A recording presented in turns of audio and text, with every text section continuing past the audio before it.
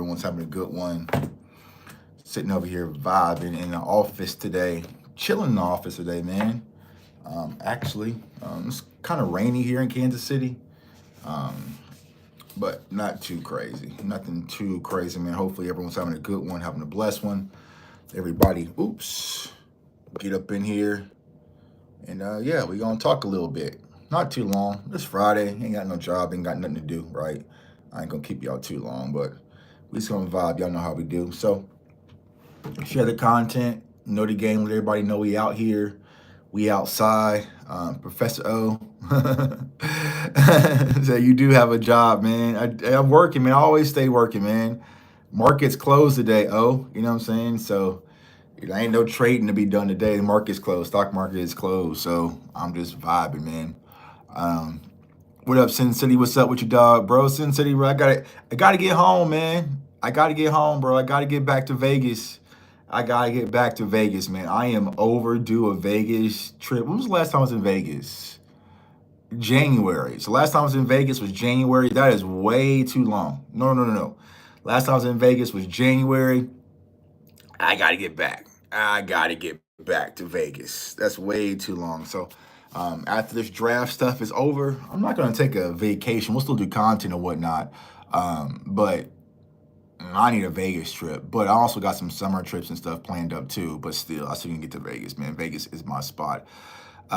J Tuck, who are we trading for? Good conversation. We're gonna talk about that, right? I see a lot of people talking about trade back scenarios and whatnot. Some people talking about the Cowboys trading out the first round.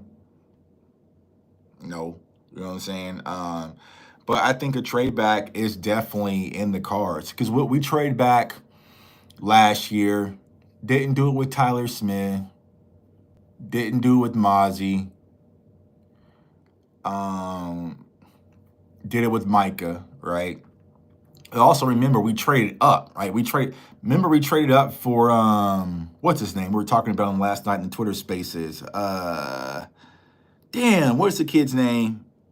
Cornerback that was from here. Eric, I forgot his name, right? So we traded with the Chiefs. Remember, we traded up for him. We get in the 5th round or something like that.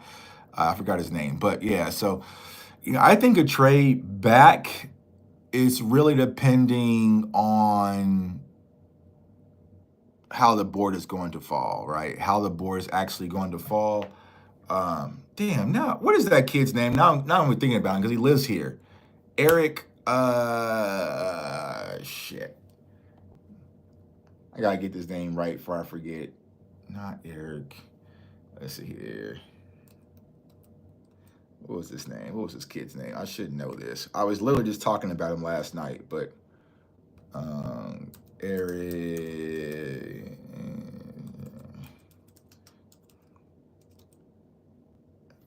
What was his name? What was that kid's name? Y'all know this kid's name. Eric Scott Jr. Eric Scott Jr. Duh. All right. So yeah, we traded up to get Eric Scott Jr. So, do I think there's a trade up situation? I would probably ask that, right? I would probably ask the whole idea of a trade up situation, but trade back scenarios, there's going to be some opportunity. There's going to be some opportunity. God dang, this tripod, right? It's going to be some opportunities for a trade back, which we'll talk about here in a second. I'm trying to get everything pulled up on my huddle right quick. Let's see here. But hopefully everyone's having a good one, man. Like I said, I am vibing. Vibing on a Friday. Like I said, it's a little cold and rainy here in Kansas City, but nothing too crazy. Gonna go on a date night tonight here with the wifey, kind of chill a little bit, and then maybe go see that new movie Sinners with Michael B. Jordan. Everyone's talking about it. So go check that out. So let's get into the trade scenario. So Dallas Cowboys are sitting with the 12th pick. So a lot of people say, okay, who would be optimal to trade with, right? We have Miami behind us, the Colts behind us, which is crazy. Atlanta Falcons, which is crazy. Cardinals, Bengals, Seahawks, Tampa, Denver, Pittsburgh, and Chargers. So looking at it, one, I was talking about this this morning with DMV. So look at my brother DMV, right? With this draft class not being so heavy quarterback dominant, right?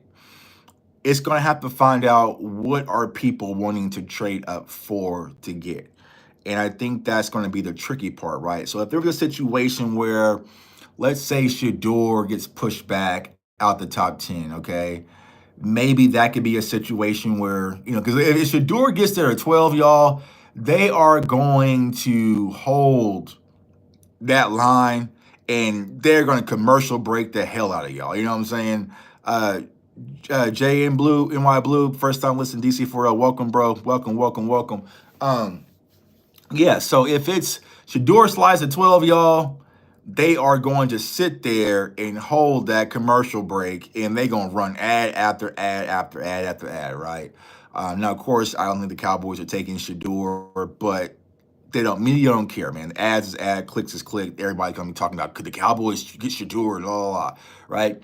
But I feel like there could be a situation where if Shador was to slide outside the top 10, I don't see it happening, but who knows? It's the NFL draft and crazy things happen.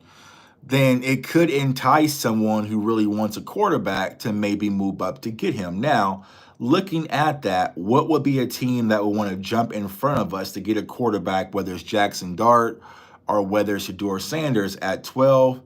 I don't think the Colts could consider it, but I highly doubt it. Miami probably no. Atlanta no. Cardinals no. Cincy no. Seattle, Tampa, Denver no. Maybe Pittsburgh would be um, able to jump and go get Shador or something like that.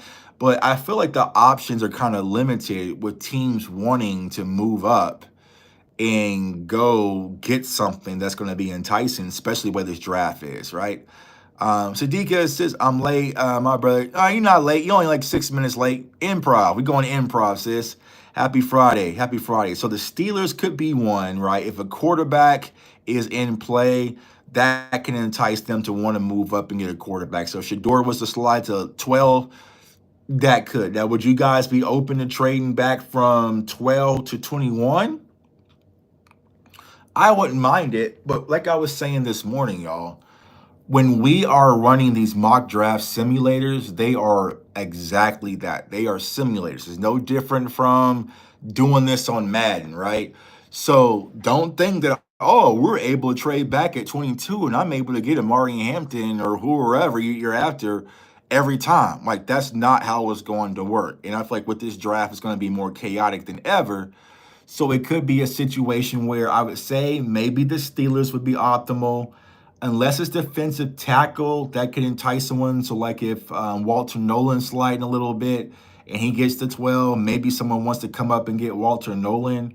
But I think the Cowboys would stick and pick unless the board goes crazy. I feel like if we're sitting there, Genty goes as expected, Tech goes as expected, kinda. Golden goes as expected, kinda. It might be a situation where the Cowboys are sitting back saying, okay, let's go get more value premium picks like they did with Micah. And there's going to be guys who we really like that can fall to us. So I think that it's probably not already in their mind that they're going to trade back, right? But it's going to really depend on how draft day goes next Thursday, where they'll consider it. But I think they'll 1,000% consider it depending on how the board falls. Because just reading the tea leaves, I don't think there's anyone that the Cowboys really, really, really, really love, right? Really, really, really, really love that they're kind of locked in on. So, it could be, we spoke about it, whether it's Mikael Williams, whether it's Golden, Tet, talked about Kelvin Banks this morning as well. I think maybe Will Johnson, cornerback. But I think it's just optimal to stick and pick, right? And maybe get more value in other rounds to be able to move up. But as of right now, my mentality is don't try to be cute, man. Don't try to be cute. Go get what you need. We know they need wide receivers. We know they need running backs. We know they need this. Like, don't try to say, okay, well, we thought that we could. Like, you don't want to leave day one or day two with the draft, say, oh, well, we thought, right? We thought. Like, nah, let's go ahead, right? Our season was horrible as it was enough last year. The last thing that we need is to have a horrible season like we did last year and then miss out on instant impact guys because we tried to get cute. So, I would say probably if it's up to me, I would stick and pick unless someone is offering something extremely enticing, like an extra third round pick or something like that. Then I would consider it fourth round, depending on how far I'm dropping back, trading back, right? Um, but I think the Cowboys would stick and pick if the board falls how I think the board would fall. I don't think Dallas can screw up this draft after the FA moves they made. Yeah, Lewis, you're right. Like they have a lot riding on this draft. They have to be on go, man. Listen, y'all, we need to find out. I don't know what Will McClay likes to eat. I don't know what his favorite coffee is. I don't know none of that. We need to find it out.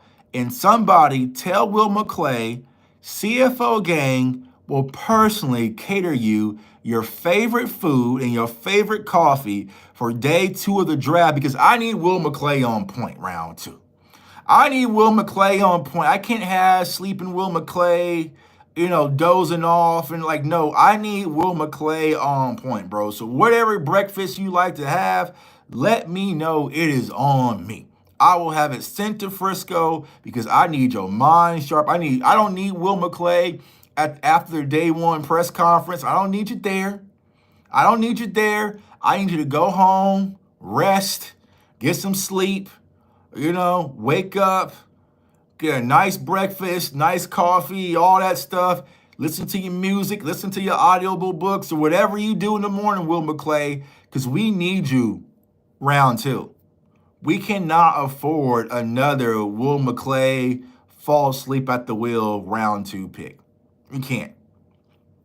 We can't. We really can't afford to have that situation, Will. So breakfast is on me, dog. Breakfast is on me, coffee's on me, Starbucks or whatever. You know what I'm saying? I'm not sure Jerry don't feed y'all day two. I'm not sure what the hell happens. But Will McClay, I need you on point. Second round. We can't have more second round head scratchers. And even Marshawn Nealon wasn't a head scratcher, but it was still like, all right. Because I felt the whole Marshawn Nealon thing was just a D-Law replacement, right? They got a guy that kind of had those traits at edge that they can bring in since they lost Dorrance Armstrong and kind of have him floating around to replace. It was more of a futuristic pick versus the instant impact. Will McClay, not this year. Now is not the year to play. We can't have the Kelvin Josephs and all that stuff. Like, nah, not this time around. I don't want to hear he has big upside potential. And nah. He drafted Mozzie too because nose tackle, and then what Mike do changed up everything about him. Yeah, I mean that was Mozzie. I mean Mozzie was Will McClay, and I get it, right? A lot of people aren't a fan of the Mozzie pick, and if you watch my reaction when I was at the draft here in Kansas City, was I a fan of the Mozzie pick? Absolutely not. But I understood it, but that's the problem when you go into the draft with the need. You see what I'm saying? Like that, it doesn't allow flexibility. You know what I'm saying? It doesn't allow flexibility. Now I know that draft, that was the tight end draft, right? So that was the Dalton Kincaid draft and some of those guys, right? So when you went into that draft, you knew there was a void because you didn't re-sign Hankins, right? I think we didn't re-sign Hankins going into that draft. You just knew defensive tackle was a void. Now, what did they say when they drafted Mozzie? They had a second round grade. Well, rightfully so. I think I had a third on Mozzie. I had a third round grade on Mozzie. They had a second round grade on Mozzie, and they felt like they wasn't going to be able to get him in the second round, so they grabbed him in the first, right? And I think that's just a bad situation, a bad predicament to go into the draft when it's like, all right, he's really not the best player available, probably not our highest grade available, but we need this position, but we can maybe get the second, but I'm not sure. So they kind of just reach back and grab Mozzie. And so Mozzie is having to wear the burdens of being a first round Dallas Cowboys draft pick. And it's really no fault to Mozzie, right? So to my dog Luna, Bill, what's going on with you, dog? BPA Dre, what's going on with you, dog? I like that name, BPA Dre. We're gonna start calling you that, right? Um, so that's the problem, right? A lot of these times we put the burden on these players, and it's really the organization. You know what I'm saying? Like a lot of people criticize Trey Lance, right? Nobody told the 49ers to trade up all that draft capital and move up for Trey Lance. That's their problem. Trey Lance was unexperienced. Trey Lance was an opt-out guy. That he was a project. That he was very green. You know, that's your fault. You know what I'm saying? That's your fault on Trey Lance. You know what I'm saying? My dog Philly in the building. What's up with you, dog? Joe Cash, what's going on with you, dog? He said you pushing a lot of content today, man. Yeah, bro. I'm just Joe, I'm in a good space right now. You know what I'm saying? Joe, more than anyone, doing this for as long as we've been doing it. We kind of came in the game around the same time. Like it can get draining, it could get toxic, it could get just a lot of stuff, man, kind of draining where it's like, what, I'm not even sure if I want to do this shit no more. You know what I'm saying? Like, no, Lou, you ain't getting no rematch, dog. You in the gulag with everybody else. We'll talk about that here in a second. But, content, it can get draining, man. Like, you get used by certain people and manipulated and all sorts of stuff, and people attack you. Like, I had people coming at me today. Now, they're all blocked, right? But they were coming at me, and they were like, Jay Tuck hates the idea of drafting a wide receiver. You know what I'm saying? And like, oh, Jay Tuck just wants running backs because he messed up with Zeke. Now, you guys know I've been talking about wide receivers ad nauseum on this channel. I've been saying if you want to help Dak, you must draft Mac, right? But you have people who just want to steal your energy, who just want to be acknowledged, I guess, that they just want to say anything about you. You see what I'm saying? Like, it's just crazy. So it's like, you know what, bro? I've been reading this book, and I really recommend this book to everybody. This book has really changed my life, like, a lot. You know what I'm saying? And my wife said it would. I was like, all right, because this is my recommendation from my wife. You know what I'm saying? But, with the let them theory, I'm just like, shit, let them. You know what I'm saying? Let them say this outlandish stuff that Jay Tuck doesn't want to draft the wide receiver because he's pushing Amari in Hampton. Like, you know what I'm saying? Let them say this. Let them say that. Let them say this, bro. They're not stopping nothing. They're not going to change anything. I'm still going to have my ass at the draft. You guys know the NFL reached out to me to cover it. You know what I'm saying? Like, I was chilling. I got the email when I was on live with y'all. So it's like, you know what? Let them. They're not stopping nothing. You know what I'm saying? Like, one of my favorite quotes, and it's like about LeBron. Like, at the end of the day, I'm going to wake up and I'm going to be blessed. Beautiful wife, beautiful kids, happy. And I'm really just focusing on what makes me happy right now, Joe. And it's just like, I love doing content. The reason why I started this shit in the first place. It wasn't about money. It wasn't about sponsorships. It wasn't about networking. It wasn't about all this shit. It's because I was locked up in my house during the pandemic, and I couldn't talk to any Cowboys fans. So I found a way to talk to Cowboys fans all around the world. And so I'm really getting back to basics. And that's why you see me live and more active than you probably ever seen me before. So I'm really enjoying it. That's negative Cowboys fan. I don't like those guys. Go on. They're dumb opinions. Yeah, bro. It's just like, I get it. It's just like whenever you kind of grow with anything, whether it's in content, whether it's in life, people are going to be mad at you for something, right? If you got in shape, people are going to say you're too skinny, or you're on Zipic, or you took steroids, right? Or if you got money, people are going to say you scammed somebody. Like, oftentimes when you guys get hate, it's a reflection of people themselves of what they can do.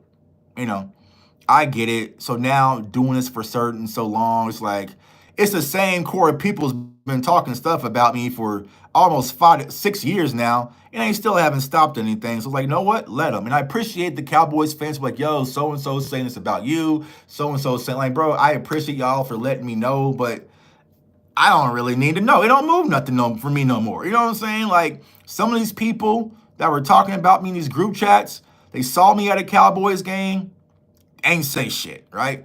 One of them lives here in Kansas City, not even too far from me, ain't say shit. You know what I'm saying? It was, so it's like, all right, bro, like as long as it's just on the internet, blah, blah, So yeah, we'll kind of keep it there. Tuck, who's your CDBB player for this draft? I think you're thinking about a player that I would lose it and have a crazy reaction for. Luther Burden would be one. Marion Hampton would be two. Genty would be three. Devin Neal would be one. I'd be excited for Devin Neal. I mean, this would be a day 3 guy, but the Cowboys drafted Kendall Paul. I would be ecstatic for KP. So KP. Trying to think who else. I mean, Travis Hunter, but that's not happening. So kind of like those guys. Like Luther Burden would be one. Tet would be one. So Tet, Luther Burden, Hampton, Genty, Devin Neal, and Kendall Paul will kind of be my less I can go. What's your most sensitive moment of this week? Most sensitive moment? I don't think I've had one. Honestly, like I said, I've just been keeping my spirits high, journaling, writing, running, drinking water. You know what I'm saying? Like, I really haven't had a sensitive moment. Every morning I wake up, I just show gratitude. So I write in my journal. I have this journal right here. So I've been reading a lot, man. So it's my journal. It's my daily journal. So every day I come in and write in my journal. So, it talks about my goals. Kind of gets me stuff to like focus on, right? So it's just like, don't quit, suffer now, and live the rest of your life as a champion from Muhammad Ali. So it talks about what I need to be done to make my long-term vision a reality. So I come in here, I write, and then I read. I read outside a lot. I love sitting on my deck, like old man shit. Love sitting on my deck and read. So I'm reading Let Them Theory by Mel Robbins. I'm almost finished with that. And then also the Tipping Point by Malcolm Gladwell. That's a good read. And then I also have, if you're a football person, you should read this book by Coach Dave Casey, right? So it's football trends. And the dope thing about this, guys, I would recommend this book for all of you. If you just want to just understand football a little bit more. So like they'll have concepts in here. So it's like the Dolphins cheetah dagger, right? So it's like a dagger concept, but the cheetah is Tyreek Hill. So you can kind of read and kind of go through this and understand like why the Dolphins built in the exit motions, right? But the cool thing about it is it has a barcode. So if you scan this barcode, it'll then pull up the clip of the play. So you can then see the play. So for you guys I think this book is like $8 or some shit like on Amazon, right? And there's multiple ones of them. So I would definitely recommend that just for like you want to just like study football and work on yourself. This book by Coach Casey, definitely a good book. I have like 4 different copies of it, but like I love it because it has like Washington State's offense. So it has college offense. It has NFL offenses. It uses those terminologies. So it's a dope book, man. So that's what I really been on, man. Just really been on just working on the best version of me. You know what I'm saying? So that's where I really been at. So journaling, reading, running 3 miles a day. So I'm waking up in the morning, running my 3 miles in the morning. Then I'm lifting. I'm starting to feel good. My body's feeling good again, man. I got up 3:15 yesterday with no spotter on the bench. You know what I'm saying? My elbows wasn't popping. It's good. It's getting nice outside. Son graduates next month. So got a lot to be blessed and thankful about, man. So I can't afford to let negativity drown me down because there's too much going on. It's too much positive. Would you mind putting your list of 5 life and football books in the chat? I would like to see what you said. Yeah. I'm not sure if I can type because I'm on my phone. Shit. I have a bunch of books, man. I am a book nerd, audibles, and also just reading books. So let me see. Y'all might have to write these down because I can't type in the chat on my phone, right? So let me give y'all a quick book here. This is what I like about going improv, right? Because it's like, have a little different things. Tuck, you should write a book. I've thought about it. I just need to sit down and do it. I always thought about not writing. So like the reason why I like journaling, like 'cause I know you have like a journal like on your iPhone. I have it on my iPhone. The reason why I like to journal is because if something, Lord forbid, was to ever happen to me, my kids will always have this book where they can come and read and say, okay, what was dad thinking? Like, what was dad's thoughts? So, that's a real reason why not only do I write in journals, but also the content, right? Because yes, I make content for the Dallas Cowboys, but think about it, something unfortunate was to happen to me, my kids can go back and watch over 1,000 YouTube videos of their dad, right? So like the stories I was telling you guys the other day about prison, and like, no, I wasn't in prison, right? But it's telling, like, people will be able to hear those types of conversations and maybe build stuff from my kids. So books I'm reading right now, well, books I really like. So write this one down. Hustle Harder, Hustle Harder, Hustle Smarter. That's by 50 Cent. I would recommend getting the you can do Audible book, you do audio book, right? Or the physical copy. Hustle Harder, Hustle Smarter by 50 Cent. I love that book. It's a shitload. Let's see. I got a whole bunch. Shit. Let's see here. I got Digital Minimalism, but that's probably for you guys. The 12-week year is a good book, right? I have them on my iPad, so I have them on my iPad. You know what I'm saying? So I have my iPad. So the 12-week year, that is a good book. That is by Brian P. Morgan. How to Win Friends and Influence People by Dale Carnegie. Relentless by Tim Grover. That's a really good book to read. I mean, yeah, I have. Can't Hurt Me by David Goggins is a really good book as well. For all my fellas out there, The Ways of a Superior Man, that is a dope ass book, and that's by David Dita. That's a real good book. You know what I'm saying? Get your game right. So yeah, I got a bunch of books just on my iPad, y'all. So I just sit here and read on my iPad and stuff like that. So, but yeah, if you guys ever want like book recommendations, because it varies. Yeah, Power of a Subconscious Mind. Poor Dad, Rich Dad. That's one of the classics. Yeah, I can go books all day. And some people are like, yo, bro, like 10X Rule by Grant Cardone's another good one. 48 Laws of Power by Robert Greene. Yeah, so do you say How to Win Friends? Yeah, how to win friends. So with that one is called Think and Grow Rich by Napoleon Hill. Yeah. Yeah, How to Win Friends and Influence People, sis, by Dale Carnegie. Yeah, the 50 Cent book is good. It's good, Angie. Yeah, it really teaches you a lot, man. Right now I'm listening to the 50 of Laws. So you have the 48 Laws of Power, but he did the 50 Laws. So it's more like the 48 Laws of Power, but it's through 50 Cent's eyes, right? And it's kind of changing. Honestly, it was talking about, I learned a lot because, like I said, either I'm reading the book physically or I'm like listening to it. So when I'm up in the morning, I'm running on my treadmill. That's when I'm listening to my audio book, or when I go for walks throughout the day, listen to audio books, man. There's a chapter that really spoke to me heavily in that 50th law is about, sometimes, and it happens as content creators, right? And this is why it's important that I'm doing what I'm doing, right? I built my niche with CFO Gang, right? And so I built my niche by being a part of the community. Like you guys see it, I'm always outside with the fan base. I'm always interacting with you guys on chats, boom, boom, boom. The thing that what happens is most people, once they start to reach success, they disconnect from their community, right? And then it happens where like it might be like, and some people might feel this way about me now. It's like, oh, Tuck is too good. Tuck thinks he's this. Tuck thinks he's that. Tuck thinks he's up here because he's covering the Super Bowl and doing all sorts of other stuff, right? And you lose that connection. Now, some people are okay with this, but for me personally, I still like this connection with the community. And this is what my mentor, BC, is always telling me. Like, he's always telling me, Tuck, get the fuck off Twitter. Even Sadiqa tells me, get off Twitter. Like, a lot of my mentors and people are like, yo, get off of Twitter. Like, BC will message me like, why are you on Twitter, right?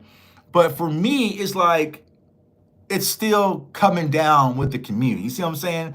I just have to be more strategic about it. So it's like, say you come from a rough area or rough neighborhood and you make instant success, right? Some people become millionaires or go to the league or whatever, and they never come back to their old neighborhood. You see what I'm saying? But for me, I have to realize I can come back to my old neighborhood and help people, but I can't stay in my old neighborhood all the time. You see what I'm saying? Because there's people in your old neighborhood that don't want to see you do good, right? Rest in peace to Nipsey Hussle, right? So it's like, yo, I can grow, do these things, the draft, the Super Bowl, this content, continue to grow, Des Bryant, Kay Adams, Gerald McCoy, all this stuff, right? Come back to Twitter, say what's up to Fresh, say what's up to my dog Blasian, say what's up to Angie, answer Sadiqa's questions, answer Lewis's questions. But some of these other people who I do not know that mean no good, I got to keep it moving. You see what I'm saying? So I have to be more strategic about my interactions because, not everybody means good. Like some people, and I felt like when I was like, I'm done with Twitter, there were still a lot of good people on Twitter who have good, genuine questions. Now, they could just come over here and I can just do it here, right? But there's still good people on Twitter that have good, genuine intent. But I have to be able to recognize, all right, that's my dog. They're good. They're good. They're good. But that person over there, they plot. You know what I'm saying? So we got to keep it moving. So, man, you win so much more when you surround yourself with people who want to see you win. That's 1,000%, bro. It is. It is. And you have to learn it, right? And for me, like, I'm just B, you've been around me, dog. Like, I'm just a general, like, laid back dude. You know what I'm saying? Like, me and B be at the tailgates, we didn't buy shots. Like, so if it's love, it's love. You see what I'm saying? But I have to realize not all of that is genuine love. You know what I'm saying? So, it's a thing, right? So I was mentioning the people who that were talking about me who I had blocked, right? The same people, well, one of the guys who I had blocked was a person that when they were trying to get their content show popping, I was DMing them back and forth. They have my phone number. I was telling them what software to use. I was telling them how to do this, what lighting, cameras, had them on my show. I was doing all these different things to because genuinely help, you know what I'm saying? But then once they kind of got some momentum and they were moving a little bit, but then they hit that ceiling, they became bitter. And then they became like anti-content creators. And, I'm not a content creator. F these Cowboys content creators. Like, no, you wanted to be one of us. You just quit.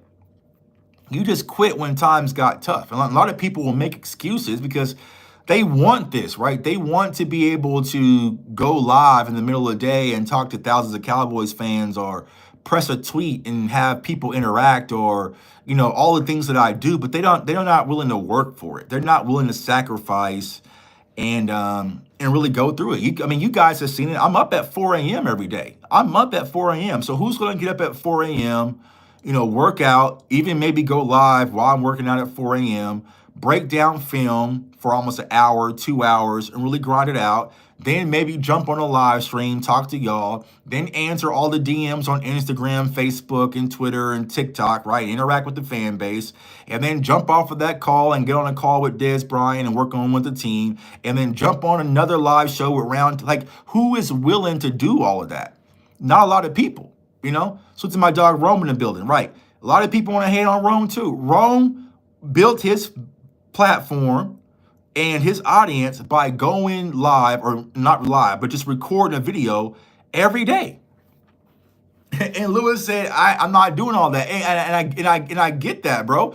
And a lot of people aren't willing to do that. But see, it looks like, he said, damn, bro, no link. I didn't know y'all my bad, DMV. Hold on, let me see. Hold on. Damn it, dog. I wasn't even thinking, bro. We might as well just go live later or something like that. I can't go live. I got date night with the wife. See, me already tripping, right? But yeah, not a lot of people are willing to make that sacrifice. You guys don't know. Like, when you guys see me at the Super Bowl or the draft or the combine or wherever, a lot of that's coming out of my own pocket. Flight, hotels, all of that. You see what I'm saying? It's not like when boxing, they cover everything. Boxing covers everything. And there's been 2 other events that's been covered for me, right? But outside of that, it's all coming out of me, you know? Um, it says, I love what y'all do, but I can't lie. I like my peace. Rightfully so. Rightfully so. So a lot of people, I say, gotta take the boys to the barbershop. I gotta get a haircut bad, man. I haven't had a haircut since the combine. So y'all see me a little scruffy, but I've been trying to wait. You know what I'm saying? Because Sunday is Easter, so you all gotta get clean for Easter Sunday, and then go into the the draft. So it's like, all right, I've been waiting, But yeah, it's a lot of sacrifices to go in if you're doing it the right way. Now you can't take shortcuts, but I'm not gonna talk about all that. But it's like, it's yeah, it's a sacrifice, but I love it. You see what I'm saying? And see, I had a cut in 3 months. Dang, I can't push it 3 months. You know what I'm saying?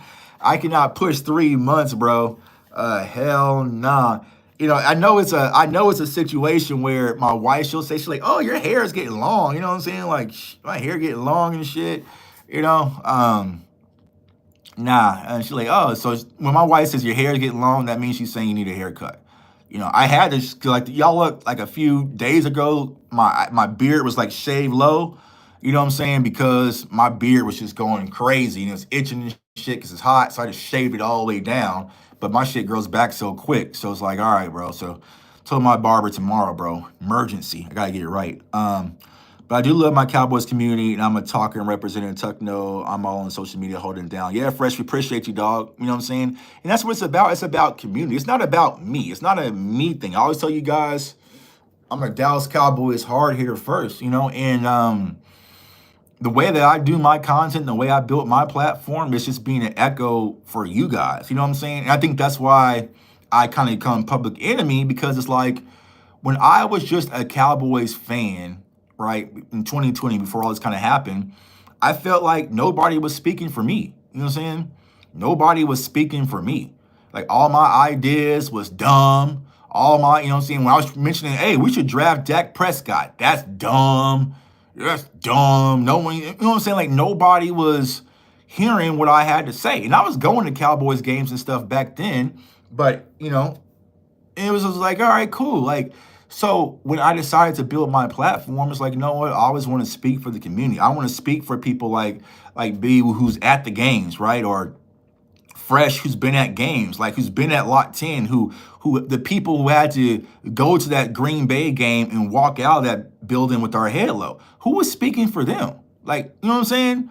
Like, if you went to that Green Bay game, or you was at the San Francisco playoff game, or any of these horrible losses, if you was there last year when we got ran all over by the Ravens, or had to sit and watch the Houston Texans go crazy all over us, you probably aren't feeling too happy right now. I remember at that Texans game, like, as my area kind of cleared out, there was this dude who, I was sitting like in my area, but there's like two chicks, they were sitting like a seat on the side of me, like two chicks, right? And they were gorgeous, right? And so, we kind of just bantering back and forth. They was from Houston, whatever, ha, kiki, you guys got us. Nothing too crazy, because I'm not that type of fan at games where I'm all talking shit and, like, nah, I'm just like having a good conversation. So they were really cool, right? And so there was a seat between us and the two girls. Well, this Texas guy, he jumps down all the rows and he sits right next to us. And so I'm just like, whatever, me and Mama Tuck's right here. We kind of doing our own thing. So he's trying to show out for them. And he's like, oh, yeah, Cal. And he's like pulling on my shirt and shit. And I was like, hey, bro, I know you're excited. Y'all got the win. Congratulations. And I think, you got a good quarterback in CJ Stroud. But, hey, get off my jersey. It was my overshowing jersey, too. So I was like, hey, bro, like, chill a little bit. Man, fuck the Cal. Hey, bro. Hey. Chill. You know what I'm saying? Talk to them. Enjoy your win. But don't touch my overshown jersey. This is custom made, dog. Oh, fuck the Cowboys. We run Texas. And honestly, I really had no fight back because we was getting our ass kicked. But I was just like, yo, bro, take that over there. You know what I'm saying? Like, just take that over there. And then the girls were like, oh, we don't know him. And he's trying to holler at them. And I'm just like, listen, I don't know if that's your man's or whatever, but don't touch the jersey again. You know what I'm saying? So Mama Tuck is like, let's go before you. I'm like, All right, you know what I'm saying? It's just like, but when you have to sit through that, it hits different. So I know a lot of people might say, oh, Tuck feels like, oh, you have to go to Cowboys games to be a real Cowboys fans. Absolutely not. Everybody can afford it. It's high expensive as hell. But what I'm trying to explain, when you're at those games and you feel those embarrassments live, it hurts different.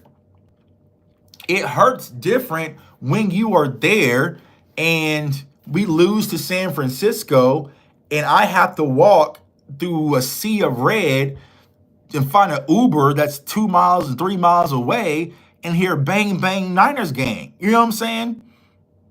That shit hurts. It hurts. Like it will motivate you. You know what I'm saying? Like it will drive you to a different level. You know what I'm saying? Because it hurts. Like I can imagine doing that in Philly. You see what I'm saying? Like that would, so when people see me when the draft content that I've done, historically the draft content and why I went so hard is because I was walking out the building with that hate. You see what I'm saying? I was walking out the building with that, nah, F that. You know what I'm saying? So that's why last year it was Quinyon Mitchell, boom. Like I was like, as soon as I got back to the room, as soon as I got back to my mama's house after the Green Bay game, she cooked dinner before, so we ate chicken and shit. And she's like, where are you going? Going to bed? Nope. I went right to draft film right there. I literally locked in that night after we lost to Green Bay, ate dinner, went into my room, and crunched draft film to almost like 3 o'clock, 3:30 in the morning. So I was like, I'm fixing this shit. You know what I'm saying? So like it's different. You know what I'm saying? So a lot of people don't understand this. I'm not saying you have to go to Cowboys games to be a real fan. Absolutely not. But what I'm trying to explain is you might see a situation where a lot of Cowboys fans who attend games frequently feels differently than the people who don't, because you gotta spend money for parking, tickets, food, then you have to sit in traffic to get out that stadium, was damn near take. So when the Cowboys lose and shit, you're probably sitting in the parking lot for almost an extra hour after the game, just sitting there, not moving, you know what I'm saying? So just sitting in your L, you know what I'm saying? Like, it's a lot. That shit hurts, y'all, So, that's what I'm trying to explain. Gotta listen to 900, here we go, walking to the car after, you know what I'm saying, bro? All that shit, bro. Like, it's, because my mama Tuck, she'll be like, oh, you want to listen to 105 through the fan? No, not right now. No, I don't want to hear no post-game shit. I don't want to hear nothing right now. Nothing right now. I'm done. You know what I'm saying? I am done. You guys saw my Green Bay shit. It was like, I was damn near in tears. That shit hurt, bro. Because everything I saw really came to fruition. This is a great podcast with a good man. Thank you. I listen to Law, Boss, Cowboy, CFT, all this content creators, etc. It puts me in a positive frame of thinking and lets me enjoy what I do, man. That's dope, bro. Appreciate you, man. The only game I've been to where the Cowboys lost was the Jets. The super embarrassing. Quit on Jason Garrett, Mari Cooper. Man, as bad as the Green Bay one was, Green Bay fans were cool. Green Bay fans were cool after the win. But I tell you, the worst one was a few years ago when we got our ass beat by Denver. Y'all remember that game when we got blown out by the Broncos? It was like, get me out of here, dog. Get me out of here. Because here's the thing. Here's what teams like that will do. They'll say, like, all the night before, right? Because I went to Texas Live. And it was a bunch of Broncos fans like, oh, man, you guys are going to walk us, man. We're just here because we want to see the stadium. You guys are going to blow us out. We have no chance. Oh, man, you guys are probably going to kill us. It's probably going to be over by. So everybody, all the Broncos fans were extremely humble all Saturday night because that night before, Canelo fought, right? Oh, yeah, perfectly fine, man. You guys are going to kill us. This is what it is. I'm going to get it over with. But my cousins live in Dallas, and my boyfriend, you know what I'm saying? It's that shit. Bro, when we lost to the Broncos, it was, fuck Dallas, America's team. We run this shit. Y'all, because think about it, bro. We haven't beat the Broncos since the 90s. You know what I'm saying? So them Broncos fans, they took over our stadium, bro, and they was talking reckless. They was talking, and that was like the only real win they got. That, you know what I'm saying? But they was talking disrespectful, and it's like, you know, what can I say? Y'all came into our building and ran us out of our own home. So those types of experiences, it hurts. Yeah, someone said the Saints. I can imagine. Only reason I wasn't at the Saints game last year because that's when I dropped my daughter off to college. I can imagine how those Saints fans was, bro. I can imagine. They had a whole marching band and shit out in the street. Nah.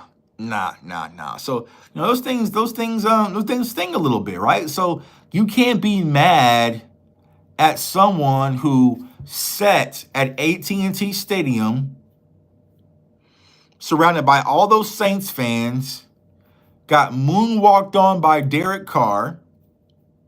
The Saints fans threw a parade out in front of your building to say, I want better. You see what I'm saying? Like, that, I can't be mad at someone saying, nah, I want better. Yeah, rightfully so. You know what I'm saying? Like that, so it's like, yeah. So I'm not gonna say that person's being negative for sitting back saying, Tuck, I had to sit around all those Saints fans and hear who that said we gonna beat them Saints. And Derek Carr was comfortable moonwalking. Rashid Shaheed just shrieking over our defense. Alvin Kamara just all in the end zone.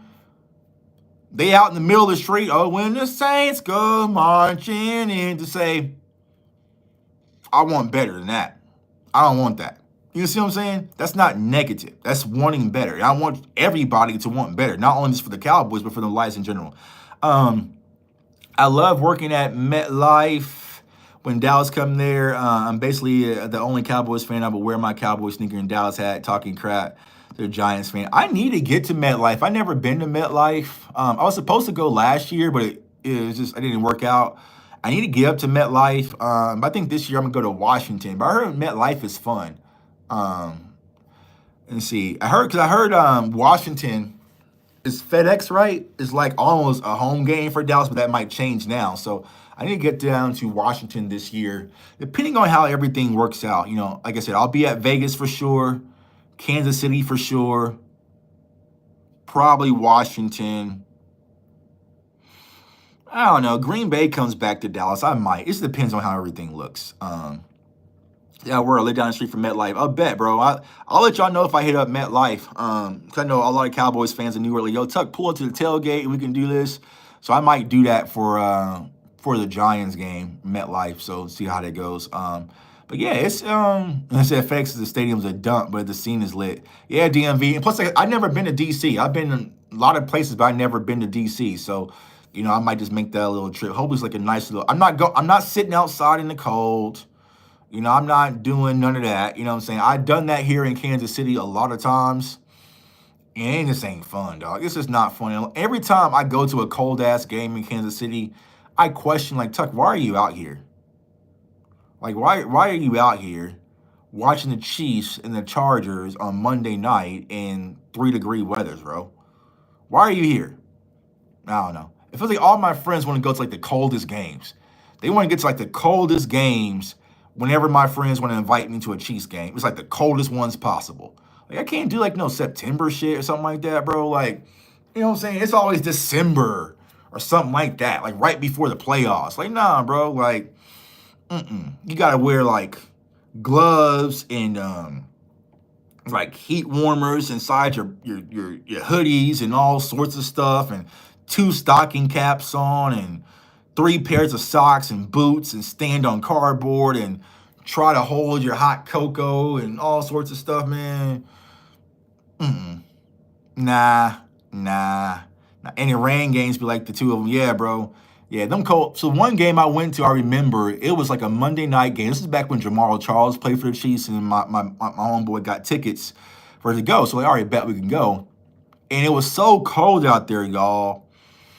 I had on 2 coats. Like, I had on a starter jacket, and I had on another jacket over that. You see what I'm saying? Yo, appreciate the super chat, man. It seems like Golden is the favorite at 12, yet in our last three postseason losses, we had no run game. It's much easier to shut down a passing game than a bell cow back. Ask Barkley. We need to find a way to move up and go get Genty. Hey, appreciate the super chat. Yeah, I would agree to go move up and get Genty. Like I said, if Genty gets anywhere within 7 to 8 range, I would go get him. Now, will the Cowboys do it? Absolutely not. And I did this video this morning because ALB, Laura Brunson, kind of asked me about offensive line versus running game. And me personally, I think you go to the running backs, right? Because the running back makes lives easier on everybody. And I think a lot of people want to accept that fact because when you have a good running back, one, you have to load the boxes, possibly. More than likely, you're going to have to load the boxes. So you get favorable matches from the outside. Also, you also got to play a little bit heavier set. So a lot of people like to play nickel, and you know how Dan Quinn would have safeties playing linebacker or corners playing linebacker. But when you have a dominant running back like a Genty or a Amari Hampton, you probably have to go out on the field with 3 linebackers, right? So that can create mismatches in itself for possibly like a Jake Ferguson or whoever's in the slot, right? And then also when it comes to pass pro, it helps that way as well. Also with the quick game, simple dump offs, simple check downs, it helps in that capacity. And also it keeps your defense fresh when you continue to run the clock, run the ball, and play that game. So the running back helps you in a lot of different phases. I think a lot of people just undervalue the running back position because it's been trendy, but they definitely help you out, and they would definitely help fill the void for the Dallas Cowboys. You need a coat. That was, as you said, Shirley, and cheap for insert. That would definitely, yeah. So for the Raiders game, it was a Monday night game, and this is back when they had like Tyreek Hill and stuff too. It was a Raiders game, and I think Derek Carr was the quarterback for the Raiders. So I had on 2 coats, 2 pairs of. I had thermals under my jeans, like everything, boots, 2 pair of gloves, like 3 stocking caps on, a scarf, like everything, right? So then we're all going in before the game, and we tailgated like some dumbasses. We tailgated for almost 4 to 5 hours out there in the freezing cold, and it seems cool because it's football. Everyone's out there grilling. Now, if you want to go to like a real football experience, y'all, trust me. I know we love our Dallas Cowboys. You have to come to Kansas City. Like honestly, if you come to a Kansas City game and then go to a Cowboys game, it'll piss you off. Because it's just so much, it's just different. It's just completely different experience. You could literally just be driving in the parking lot and say, you know what? Skirt. I'm going to park my truck right here, pop the latch, start grilling and chilling. You want the loudspeakers out there? Let it rip. My dude, Brian V. Shining, he hosts a party, live DJ out there. It's going crazy. So everyone, like you can pop the latch of your truck, start grilling. So like my homeboy would pop the latch of his truck, bring out the smokers. He would be cooking. The people next to us, they have they shit latched out. They smoking and grilling. Like it's just food everywhere. You know what I'm saying? And people just be vibing. Hey, get a beer, bro. Get this. You know what I'm saying? Like, and weirdly, since I'm a Cowboys fan, I always wear my Cowboys gear at Chiefs game. Like people will just gravitate towards me. Like people want to take photos. I'm not sure if they trolling me and shit now, but like people like, yo, Cowboys fan, let me take a picture. Let me take a picture with you. So they be giving like beers and all sorts of stuff and food and brisket, and it's just amazing experience, right? So you definitely got to come to Kansas City for any football game. You know what I'm saying? Just to experience one time in life. And then what I mean, once you get inside Arrowhead Stadium, it's literally like my friend Mike's next to me. I can't hear a word he's saying. Everybody is standing up. Everybody is rocking from kickoff to the closing, you know what I'm saying, closing seconds of the game. Like they go hard in Kansas City. You know what I'm saying? Like it sounds like, oh, on TV. Nah, bro. Like, cause I've been down like to field level before. You can't hear shit. And I've seen it so many times where it might be a back and forth game, the Chiefs, right? Back and forth game, a close one, right? It's a football game, it's a close one.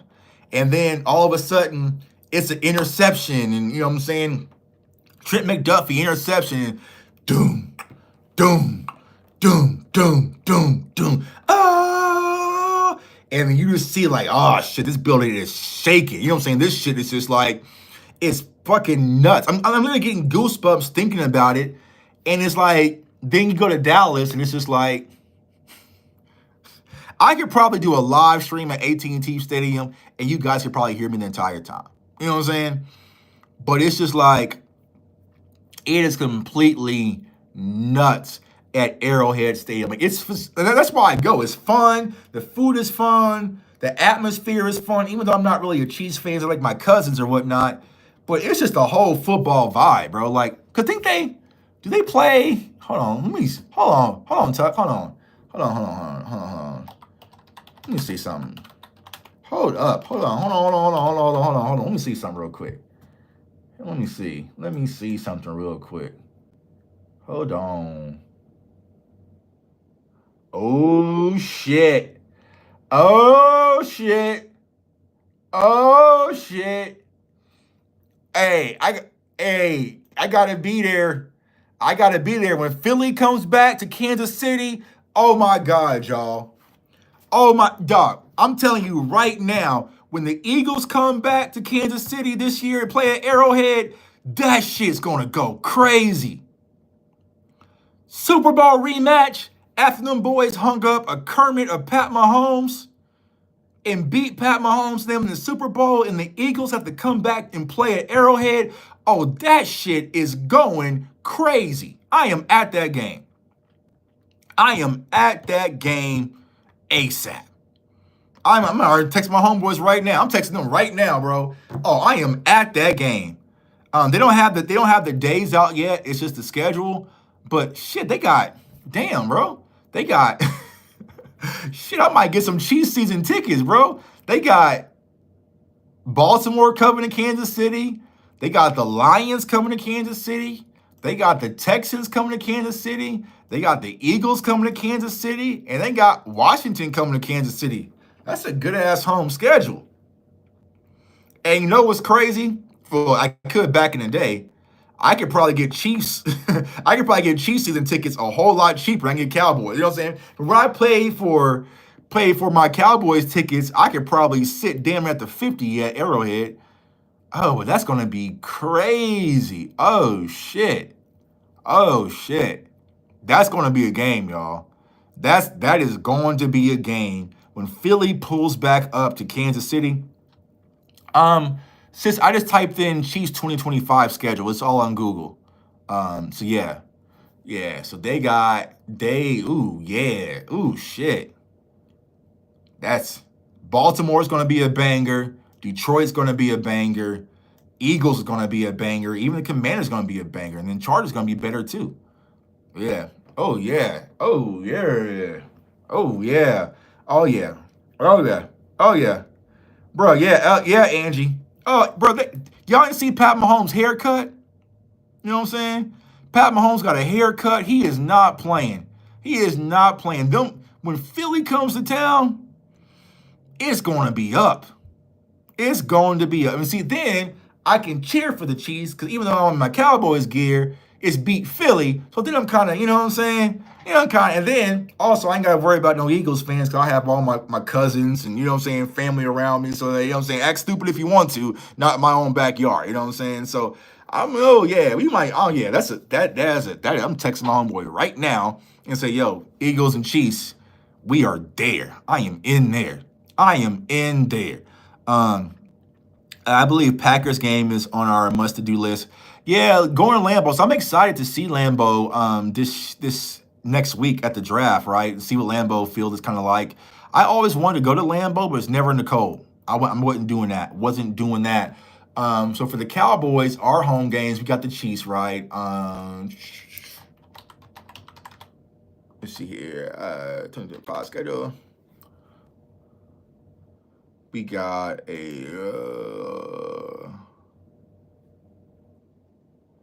we got Giants, Eagles, Commanders. Packers at home will be fun. Chiefs will be crazy for that one. Chargers, Vikings, Cardinals. And then on the road, we got the Bears in Chicago. I might pull up to Chicago if it's not cold because I have my friends and family stay in Chicago. I can make that an easy one. Broncos in Denver. I'm not sure if I want to go to Detroit. Mm, Raiders for damn sure. Raiders for damn sure. Yeah, I tell you guys this, right? So the Cowboys played the Raiders last year. In preseason I was there. That shit felt like a regular season game. That shit, I didn't get the memo. You know what I'm saying? I didn't get the memo. I was like, yo, it's my wife's birthday or whatnot. Take her to Vegas. We went out partying, have a cool little evening, cool little night, went to dinner and stuff. Like, let's just go to the game. Bruh, them Raiders fans, they was on go. And I was like, what? Like, it was damn near sold out, y'all. It was packed. That Raiders Cowboys preseason game was packed to the max. And those Raiders fans wanted blood. And remember at the time, the Raiders fans was thinking that we wasn't going to sign Dak, and Dak was going to be a Vegas Raider. So all those Raiders fans were like, yeah, Dak in black, next year, Dak in black. But they wanted that game so bad. Because I remember I was sitting there chilling. I think I was on the live stream with y'all, actually. And these Raiders fans, they kept talking shit. And I was like, bro, it's just a preseason game, right? And then they scored. I think Trey Lance threw an interception or some shit or whatever, doing what he does best. And they were just like beating on their chest, like, welcome to Vegas. And I was like, bro, y'all just got to Vegas like 2 years ago. Like, what, I'm saying? Like, what is going on? So then I said, all right. And y'all remember in that game, Wanye came downhill and he laid that big hit. And I was barking on their crowds. I was like, yeah, y'all want us? Y'all want Dallas now? Okay, well, shit, we got y'all. We got y'all now. Y'all want us? We here. Turn up 30. I was like, turn up 30. Turn up on a bitch ass. My wife's like, calm down. I'm like, nah, they want to talk. They wanted Dallas. They wanted this win so bad. Let's turn up on a bitch ass. And all of a sudden, it was just like, all right, Trey Lance started carving up. You know what I'm saying? Wanye was out there balling out. And then we ended up beating them, and they was so hurt. I was like, listen, bro. I told the dude next to me, listen, bro, I came here to have a good time with my wife and enjoy the city of Vegas. You asked for this shit. You know what I'm saying? You could have came here, enjoyed the nachos in a cool little preseason game, but you wanted this preseason game so bad you felt turned up. Now look at you with emotional, and guess what? Now you have to hit the regular season without a quarterback. I'm from Kansas City, dog. I'm from Kansas City. I know what they gonna do to y'all. I know. I know y'all the doormat of the AFC West. Enjoy that shit. You know what I'm saying? My starters ain't playing. I don't know half these people out here. You know what I'm saying? Yeah, they got beat by Ryan Flournoy and shit. All right, but you asked for that. Because you wanted this victory versus the Cowboys so damn bad, y'all was beating on y'all chest like it meant something. Now you gotta walk back to your hotel with the stank face. So that Raiders game, I hope it's like early. I want it in September, right? When it's hot in Vegas. So we can have a CFO gang pool party at the MGM Grand at Wet Republic. You know what I'm saying? And then vibe out Saturday, go to the game Sunday. Now, little birdie, my guy, JNY Blue, appreciate you, dog, for the super chat. Let me know when you're going to the game in Dallas. I can see you there. I'm from Cali, have been a DC fan for 55 years. Started playing Pee Wee football in Texas when I was 9. I hope we get to pick Matthew going to DC for real. Appreciate the super chat, man. Yeah, so I used to be there for every home game in Dallas. I gave up my season tickets this year, so I won't be a season ticket holder, but I'll still be there for the games. So yeah, we'll definitely have the tailgate. Dez will be probably having the tailgate. So if you guys never attend the Dez Bryant tailgate, they are fun. Honestly, sometimes I could just hang out the tailgate. You know what I'm saying? Just hang on the tailgate. But yeah, so honestly, we can get things moving. But yeah, well, I'll definitely be out. And honestly, even though I don't have season tickets, I'll probably still come down to games. Because like I said, I'll come to hang out with my mama. She didn't want to get rid of the tickets, y'all, but I just couldn't sign off on the shit that we're doing. You know what I'm saying? I just can't. I just couldn't do it this year. Nah. And I told the city ticket guy, like, listen, man, like I love this team, and I might come back and upgrade my tickets, but y'all gonna start putting in more effort than what y'all doing. So yeah. But yeah, Vegas in September would be great. So I can get my yearly Vegas trip out the way, see the Cowboys. It would be phenomenal. Now, a little birdie, don't say Tuck is saying this. What I have heard from some people, because I have a bunch of friends in Vegas, they're telling me, because I've tweeted this and he DM'd me like, yo, Tuck, you might be on or something, that there's a possibility. So don't know what I'm saying? Don't run with this and put it all on the internet. People coming at me, right? There's a possibility that there could be Canelo versus Crawford in Vegas on a Saturday night, and then turn back around on Sunday night and do Cowboys versus Raiders. That's what. Hey, I have a guy who's in the know with boxing, PBC. You know what I'm saying? And he was like, Tuck, you're on to something. He's thinking, I think Canelo fights what, in May? And so he's saying they're waiting to find out. They're waiting after the Canelo fight, right? The upcoming fight. I forgot who he fights. I think he fights in May or something like that, right? To announce the possible Crawford. The reservations that they're talking about is in September, but they're also waiting on the NFL schedule to be released, right? Because if it's like, so they have to like coexist with the NFL schedule. So they're saying that there could be a possibility that Vegas just doubles up and tries to go all big and have a blockbuster weekend, bring in a shitload of revenue, shitload of excitement, chaos to Vegas, and have Canelo versus Crawford on Saturday and Cowboys versus Raiders on Sunday night. And y'all, God bless me. God bless me. That's all. I don't ask for much. But if the sports gods can just bless me with that, y'all, I'm taking it. I'm taking it. That would be that's gonna be expensive. It's gonna be expensive as shit, right?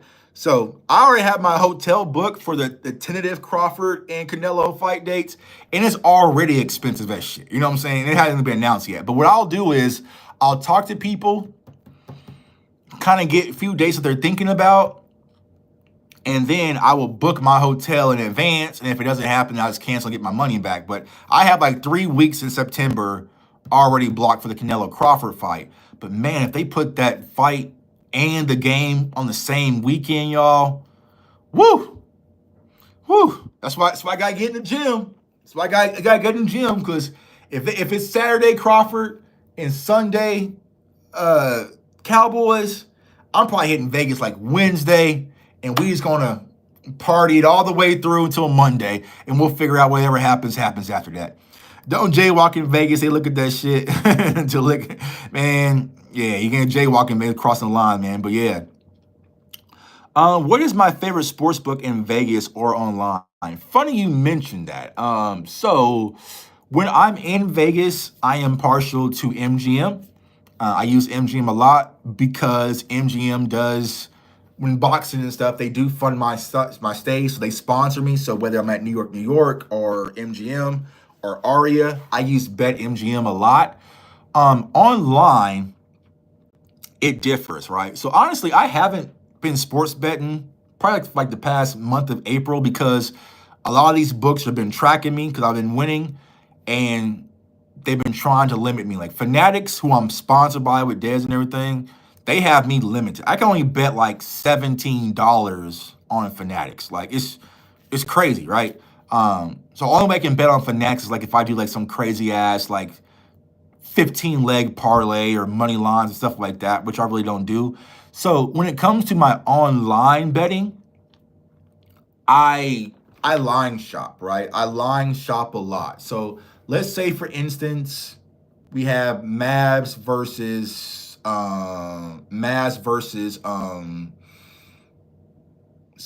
Memphis tonight, right?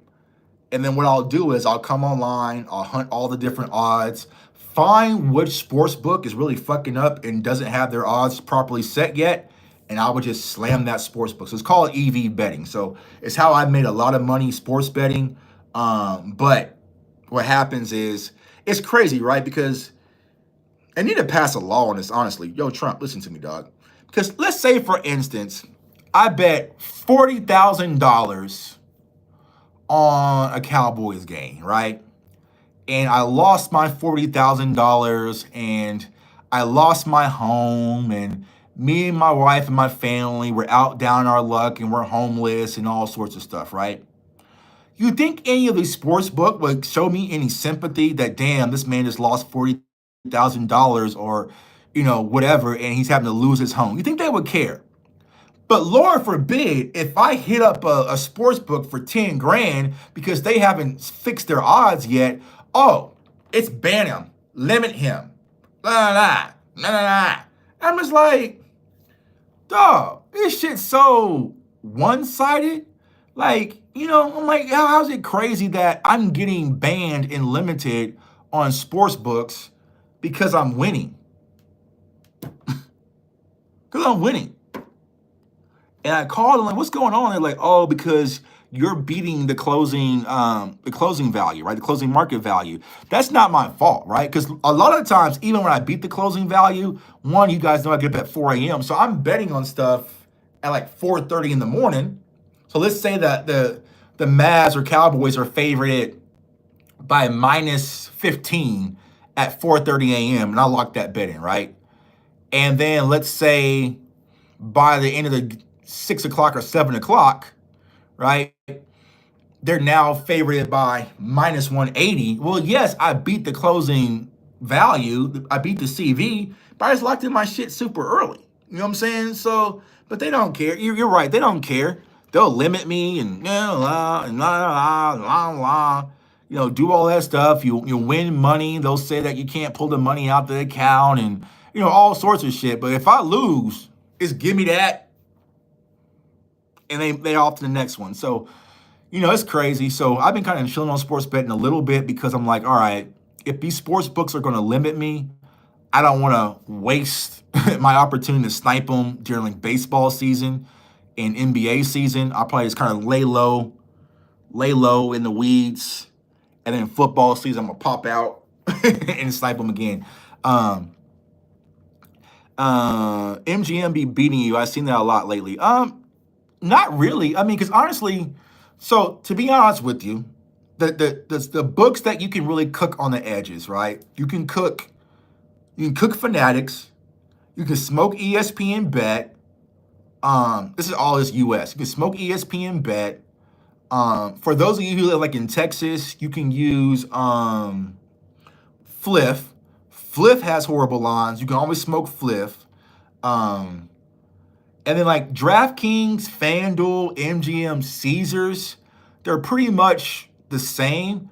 You can catch DraftKings slipping a little bit, and then also FanDuel, right? So, you gotta look, right? And someone said it's like the stock market. That's how I learned the sports bet, right? Because you guys know I'm a day trader. And so I sit here and watch market trends, and that's what I'm doing throughout the day. Right, I'm watching market trends and all sorts of stuff all day. So once I found someone that was able to tie that into sports betting, it made all the sense in the world for me and made it so much easy. So I'll have market over here on this screen, but I might have sports bets over here in the live movement, and I'll sit there and watch the market. I'll watch the live move of the sports bets, and I'll say, okay, these 4 books have the Yankees at minus 15, but for some weird ass reason, Fanatics still has them at plus 130. We're gonna slam Fanatics. Ping, ping, pow. Enter my bet, and we move on. I never bet before. I'm a square.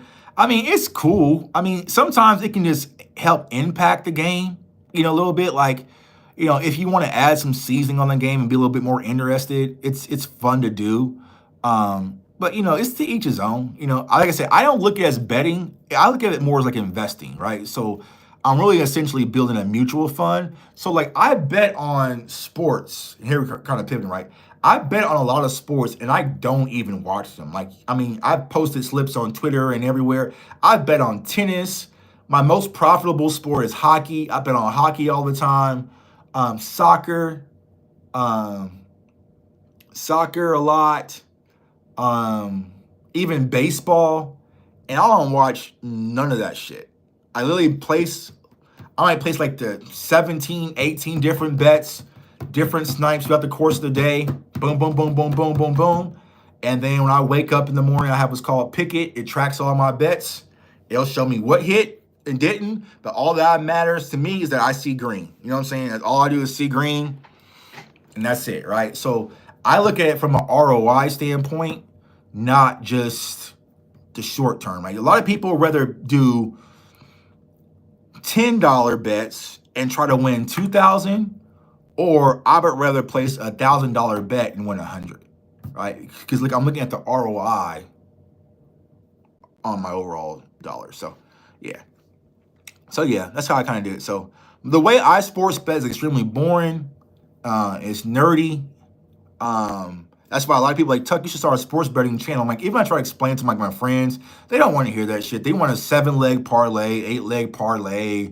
They don't know that you can take 2 minus 200s and just parlay those together and still get favorable odds and increase your chances. Like, they don't want to hear none of that shit. It's like, yo, Tuck, you know what I'm saying?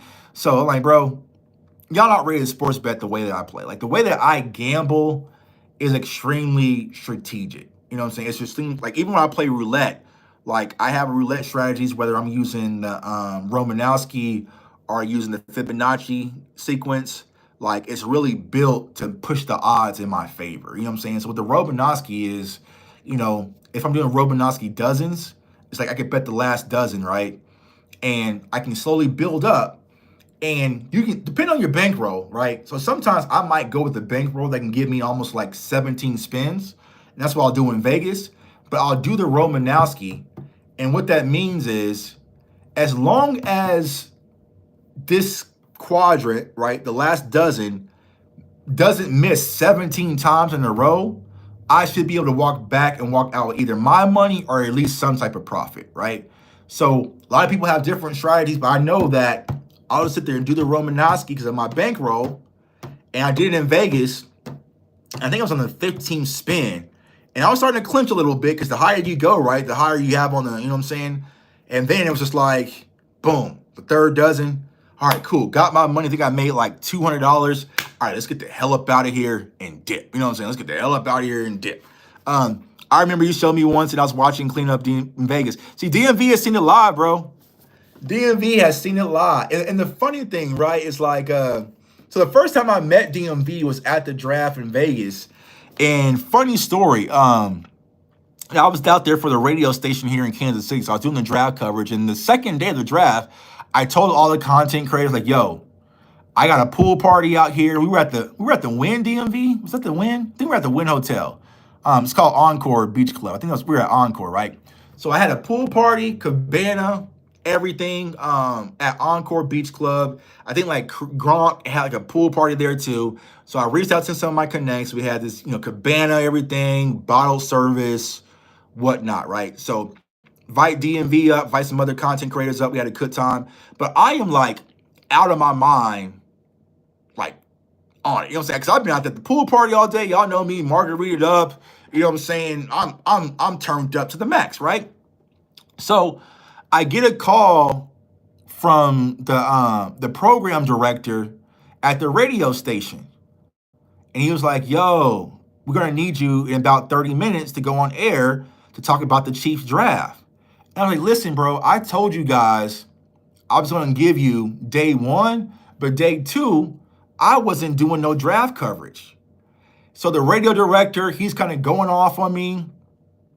No, I met Dez before that. It might have been the day before that, right? But it was around that same time, right? So the radio director's like, hey, we sent you to the draft for coverage. We expect you to do this, this, this, and this. And I was like, well, one, you guys didn't pay for me to come to the draft. You guys just got me credentialed. But, you know what I'm saying? But I was like, I told you guys before I came, I was only doing day one coverage at the draft. I wasn't doing day two because I was coming to the encore for the beach party with all my friends. You know what I'm saying? 'Cause I had my homeboys with me and everything, right? So he's going off. And then my good friend Marcus is like, yo, Tuck, just handle it, right? So I leave Encore. I go into the casino, find a little seated area. I'm like, I've been out here for almost like 6 hours, y'all. I've been out here for like 6 hours, margarita up, you know what I'm saying? Boom, boom, boom. So he's like giving me waters and stuff. All right, live on 810 WHB ESPN Radio. We have Jordan Tucker live on site to cover the Chiefs draft. And I don't know what the hell happened, but the wizardry in me just turned up, and I was just like breaking down Trent McDuffie. So I'm breaking down Trent McDuffie, how that was a valuable pick, this and this. Okay, this is what the Chiefs should do, blah, blah, blah, blah, blah. I was talking about this and that and this and that. You know, I wouldn't consider a trade back and corner. Like, I was literally like just going, like I just threw up draft content for an hour and a half on the radio. You know what I'm saying? On the radio. You know what I'm saying? Like, oh yeah, they're asking me, they're firing, you know, like, they're firing questions about like, oh, I would do, you know what I'm saying? So I'm really just like, and my homeboy's like, you need another water? I'm like, yeah, give me another water. Give me another water. I was sitting there just drinking water in the hotel lobby and shit.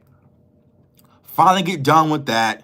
You know what I'm saying? He's like, all right, thank you for doing that. I'm like, man, whatever, bro. You know what I'm saying? So I was done with that. And then went back to the pool party. And then that's DMV. That's when I started playing, craps. Remember, I met those dudes that were next to us, and my drunk ass walked over to the crap table with them, and I came back with a stack of those. They showed me how to play craps, and I don't know what they showed me how to do, bro, but I walked back with like $400, $500. You see what I'm saying? And they're like, bro, what were you doing? I was like, I was playing craps. And my opponent was like, bro, you don't know how to play craps like that. Shit, I figured it out. You know what I'm saying? I figured it out. So I was playing craps. Then I showed DMV how to play roulette and all my roulette strategies and shit.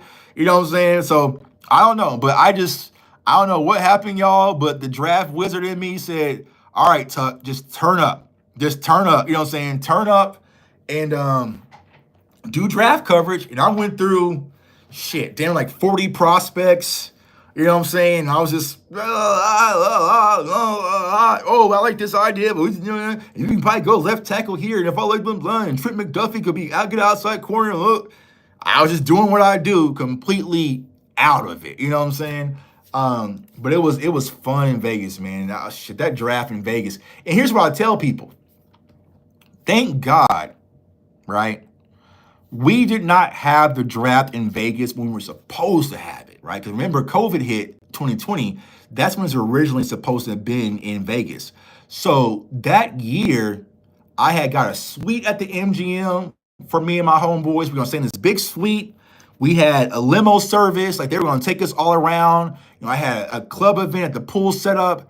And I was like, if I was in Vegas when the Dallas Cowboys drafted CeeDee Lamb, y'all, I probably wouldn't have made it. I would not have made it if I was out there in Vegas and the Dallas Cowboys drafted CeeDee Lamb out there in Las Vegas. It would have been cranked to the max. It would have been cranked to the max if CeeDee Lamb would have got drafted when I was out there in Las Vegas, y'all. I would have been good. He was like on that go juice, man. Bro, so like, I'm not sure if y'all ever had it, right? But DMV, you remember this, right? We had bottle service, but the thing about bottle service is they want a bottle, right? So you got to buy the bottle. So whether it's the vodka or tequila or whatever, right? So we had like 4 or 5 bottles. Okay, cool, right? And then you have to run up the tab. So they give you like a tab. So I think our tab was like $6,000 or something like that, right? So we had to run up the tab to get the bottles, you know what I'm saying? All that shit, right? So they had like a Cowboy Rita type margarita, right? And the whole time I'm telling the waitress, the bottles of tequila and vodka and stuff, that's just for everybody. But me personally, I want a frozen margarita.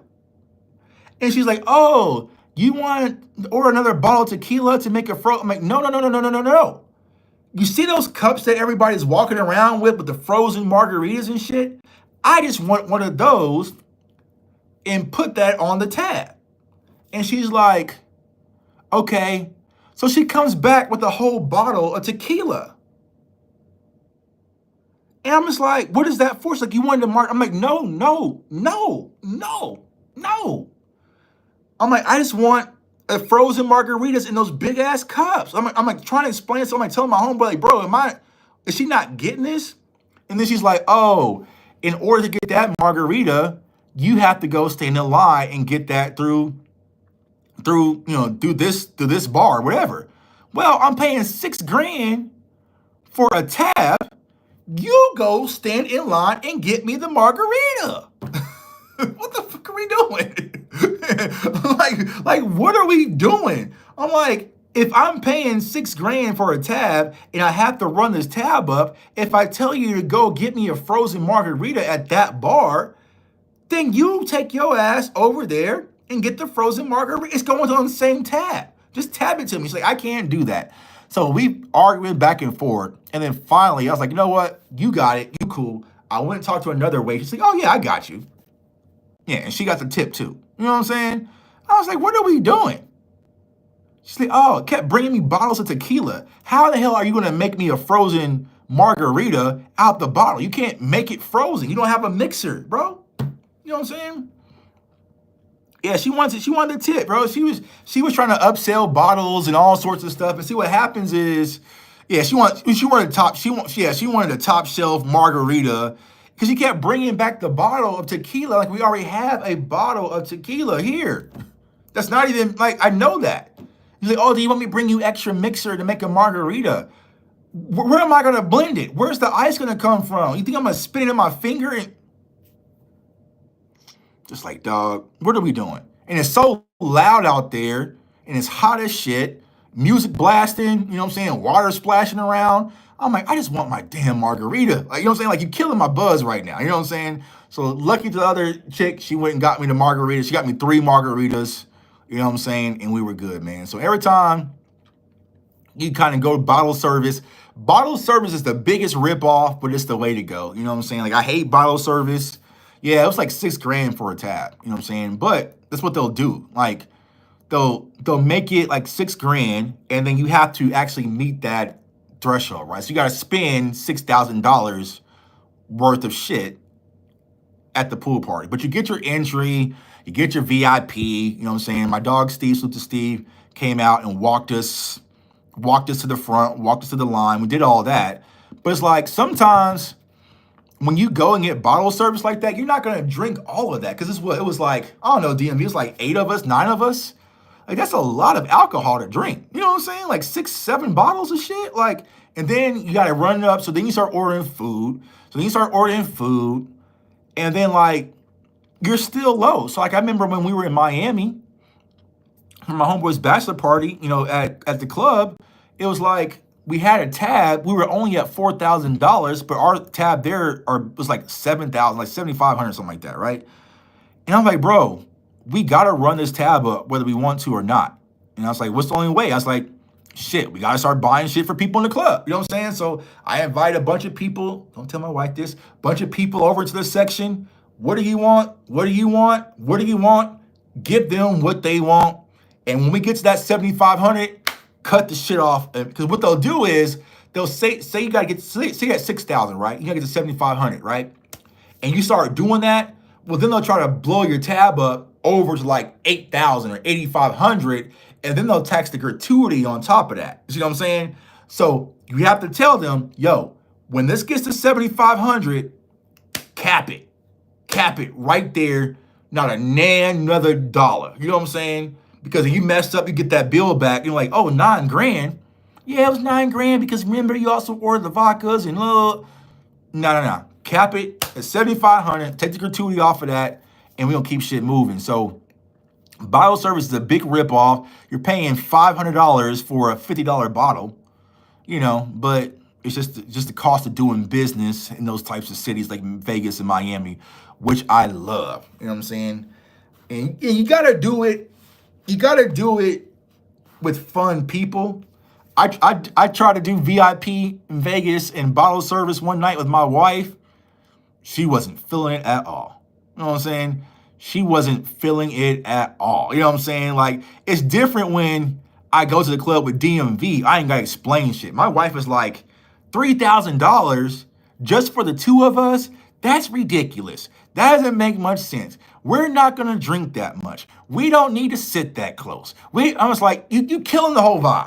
You know what I'm saying? You killing the VIP vibe. You know what I'm saying? So if you want to do general admission and stand in line for 2 to 3 hours, you know what I'm saying, and stand in line to get your drinks and all sorts of shit, we can do that because you are killing the whole vibe. My wife is like, nah. I try to do like bottle service and shit for her birthday and have bottle girls flying around with her name and happy birthday. She was like, absolutely not. I was like, nah. You know, it's like, yeah, I'm spending her money now. She was like, for that amount of money, you could have just gave that to me. I'm like, it's the experience, though. It's the experience. She don't get that, right? Because even when we were in Universal in March, my wife was like, nah, we're not gonna get that VIP experience. You don't need the VIP. You don't need the VIP pass. Now remember, we were at Disney the day before, so we were standing on our feet all day in Disney, like walking like almost 30,000 steps at Disney. When I got to Universal next day, I was like, I'm not doing all that standing, and I'm not doing all the walking. So we went to the VIP lounge guy. He was like, oh, it's gonna be $600 extra for the VIP, right? My wife, that's too much. We already paid for the tickets. We're not doing that. That's way too expensive. I was like, fine, you know what? Fine. And then we started walking to Universal, and my feet said, tuck, fuck that. My feet said, tuck, fuck that. We are not standing and walking all day. You go spend that $600 and get that VIP pass. And I said, you know what? You are so right. You are so right. I said, nah, I'm doing it. What? You're doing it. I'm doing it. I am not about to stand in line all day again, getting 30,000 steps again on my feet. I am getting this VIP pass, and we are going to run through this theme park and ride everything multiple times. Fine, whatever. So I got the VIP pass. They're like, you want the lanyard? Yeah, so I got my little lanyard and everything, you know what I'm saying? My Slytherin house lanyard, you know what I'm saying? As soon as we get in, Spider-Man ride, 45-minute wait. Not for me, though. 10 minutes. Actually rode the Spider-Man ride, came out, shit, let's ride again since we already here. Boom, hop right back on it, right? Boom. Then we went to the Hawk ride, right? 75-minute wait, boom, 25 minutes. Went right back in, boom, rode the Hawk ride, actually rode it twice. Then we went and rode the Velocicoaster. The Velocicoaster was like an hour and 30-minute wait, you know what I'm saying? Hell no, not for the VIP, only 30 minutes. Walked to the Velocicoaster, you know what I'm saying? Completely different experience. And my wife was like, I guess it was worth it. Yeah, it was worth it. Your feet not all hurting. You're not standing in line all day with some sweaty ass kids and shit all day. I am not going to no more amusement parks unless I'm doing VIP. Never again. I will not go to no more amusement parks except like Worlds of Fun here in town. You know what I'm saying? But like the big ones, like Universal Epic that just opens up, we doing VIP or I ain't going. You blow half your day just standing in line. You know what I'm saying? You blow half your day just standing in line. I was like, nah, I can make $600 back. I can't get my feet back. You know what I'm saying? I can't get my feet back. Sweaty kids, man, bro, King. One time we were at Disney. I remember I took the kids. We went to Disney, and we were going on Space Mountain. And there was this girl in front of us. She was probably about 14. She's about 14 years old, right? And she was in line in front of us. And we're going through Space Mountain, long ass line. And she's like squirting, like she's like moving around, you know what I'm saying? And if you ever been to Space Mountain, like once you get inside, you know what I'm saying, you're pretty much stuck, you know what I'm saying? So she's like squirming around, she's moving, she's sitting on the rail, jumping off the rail, sitting on the rail, jumping off the rail. And I'm like, she gotta go pee. And my wife's like, yeah, she does, but there's no bathrooms in here. And so my wife's like going to her teacher mode, trying to find a bathroom. I'm like, there's no bathrooms in here. She's gonna have to take her ass outside or, you know what I'm saying, or hold it. Bruh, we go up this little ramp and all of a sudden the back of her pants just start getting wet. it starts getting wet as shit. Back of her pants is getting wet, right? And make it worse, we were going uphill, and so the pee was just rolling down the hill. Just rolling down the hill. So this chick just said, fuck it. I'm peeing my pants, whatever, but I'm getting on Space Mountain. You know what I'm saying? She said, I don't give a damn. I've been sitting in line for almost an hour and a half. I am getting on Space Mountain. So she pissed herself. It's rolling downhill. So everyone's like, where's this water? Like, it's just leaking down. You know what I'm saying? She gets ready for Space Mountain. She takes her sweater and jacket off, wraps it around her lap, sits on Space Mountain. Woo! It took off. And then it comes back, and I'm like, yo, I am not getting in that seat. I am not getting in that seat. So, I mean, if you want to go ahead, bro, you got it, but I am not getting in that. What's going on? I'm not sitting in the PP seat on Space Mountain. Absolutely not. Nope. I'm good. I'll wait till the next one. Y'all want to go ahead? Y'all want to ride together? Y'all can sit. She in turn Space Mountain and Splash Mountain. I'm not riding that shit, dog. Nah. Absolutely not. Y'all go. So the people behind like, yeah, sure, we'll ride. I didn't tell them what's happening. You know what I'm saying? Oh, you guys want to go? Can you guys? They jumped on the PP Splash one. I got in the next car, bro. You know what I'm saying? But yeah, she just pissed herself on Space Mountain and jumped back on it. Like, whatever. I was like, nah, see, that's too grimy. So VIP line, ain't gonna deal with none of that. Go straight in, got my own exit, own interest and everything. You know what I'm saying? Yeah, PP, like she had to go for real. Like she peed, it wasn't like a little, no. She peed for real. She let it loose, all in line at Space Mountain. And that shit was just rolling down her pant leg and just down the little stairwell. And I was like, this is sick. Space Mountain's kind of cool. You know what I'm saying? It was a fun ride, but I stayed dry. You know what I'm saying? I can imagine the people that was in the Space Mountain cart behind them, you know, it's like splashing water back in their face in the dark and shit. No. So I do VIP only when I'm going to Universal or Disney. It's the only way I'm rocking moving forward. I'm probably done with going Disney, y'all, because my kids are older. So I said next time I go to Disney, I'll probably be a grandparent or something like that. So I've taken my kids numerous times to Disney. Hold on, let me see if I got their original photo. Hold up.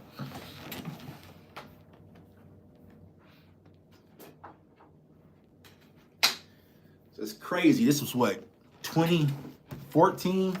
This is the first time we went to Disney and took the kiddos to Disney. You know what I'm saying? It's crazy seeing how little my kids were back then. You know what I'm saying? Now they're in college and shit. Yeah, went to Disney, House of the Mouse. You know what I'm saying? Super expensive. You know, so if you got kids, man, take them to Disney. So we took a family. I took them and their cousins to Disney. And, you know what I'm saying? We had a good old time. But if you have young kids, take them to Disney, prayers. It is not fun at all. It is not fun at all. I mean, of course, they're excited. You know what I'm saying? It's Disney, whatnot. But it's a fucking job. You're going to need a vacation from the vacation if you have younger kids. Like, it's horrible. It is horrible. My daughter wanted to go do this. My youngest son was afraid to ride, you know. And then it's just like, God, it was just like, bro, complaining. You know, as soon as you walk into Disney,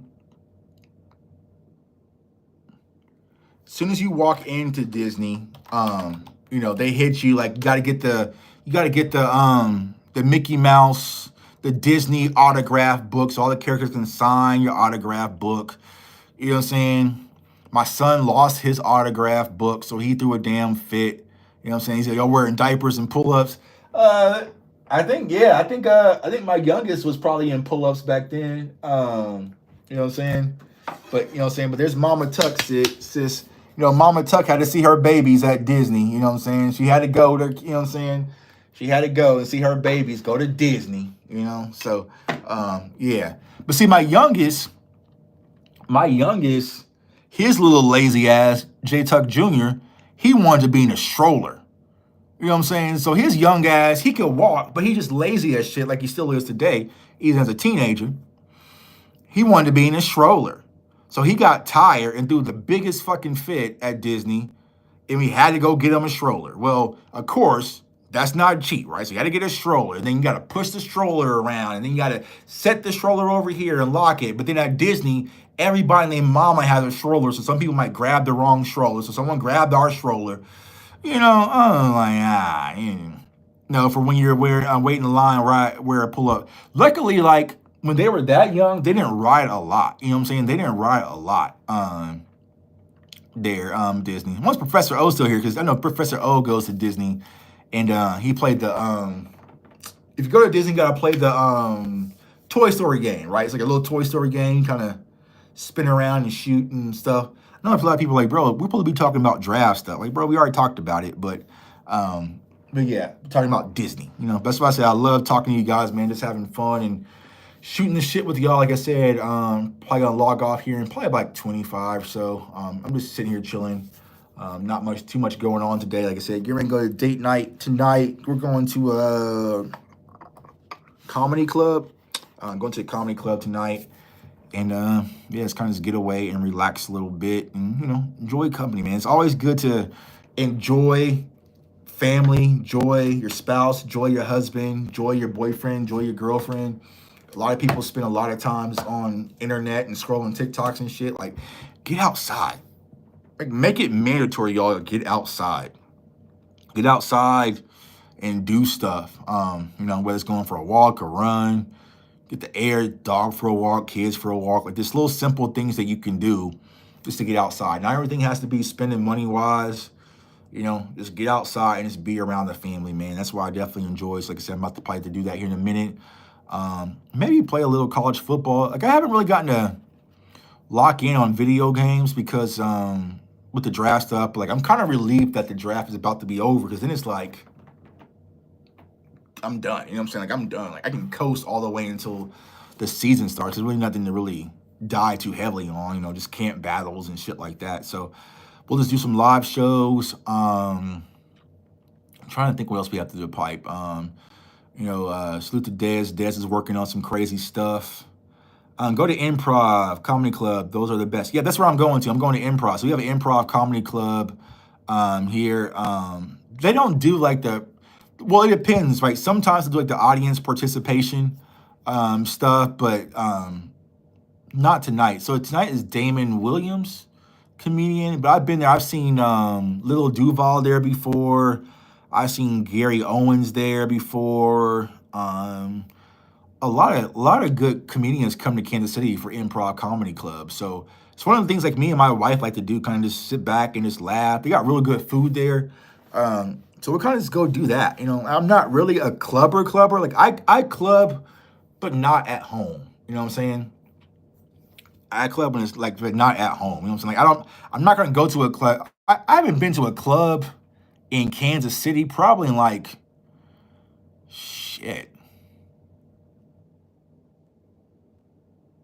probably almost like 13, 14 years. You see what I'm saying? Like, it's just, I hated going out in Kansas City because you see people like, there's no need for me to go pop bottles with people I work with and shit. You see what I'm saying? Like, like, I got some friends, bro, they still, like tonight, I guarantee you, they were going to be out at the club in Kansas City. And like, I kind of like, hey, to each his own, but I'm not going to be doing that shit. I'm not going to be doing that shit. Like, what's the point? Like, I'd rather save up. So let's say, for instance, you spend $100 a weekend going out, and that's light, right? Let's consider this light. You spend $100 a weekend going out, right?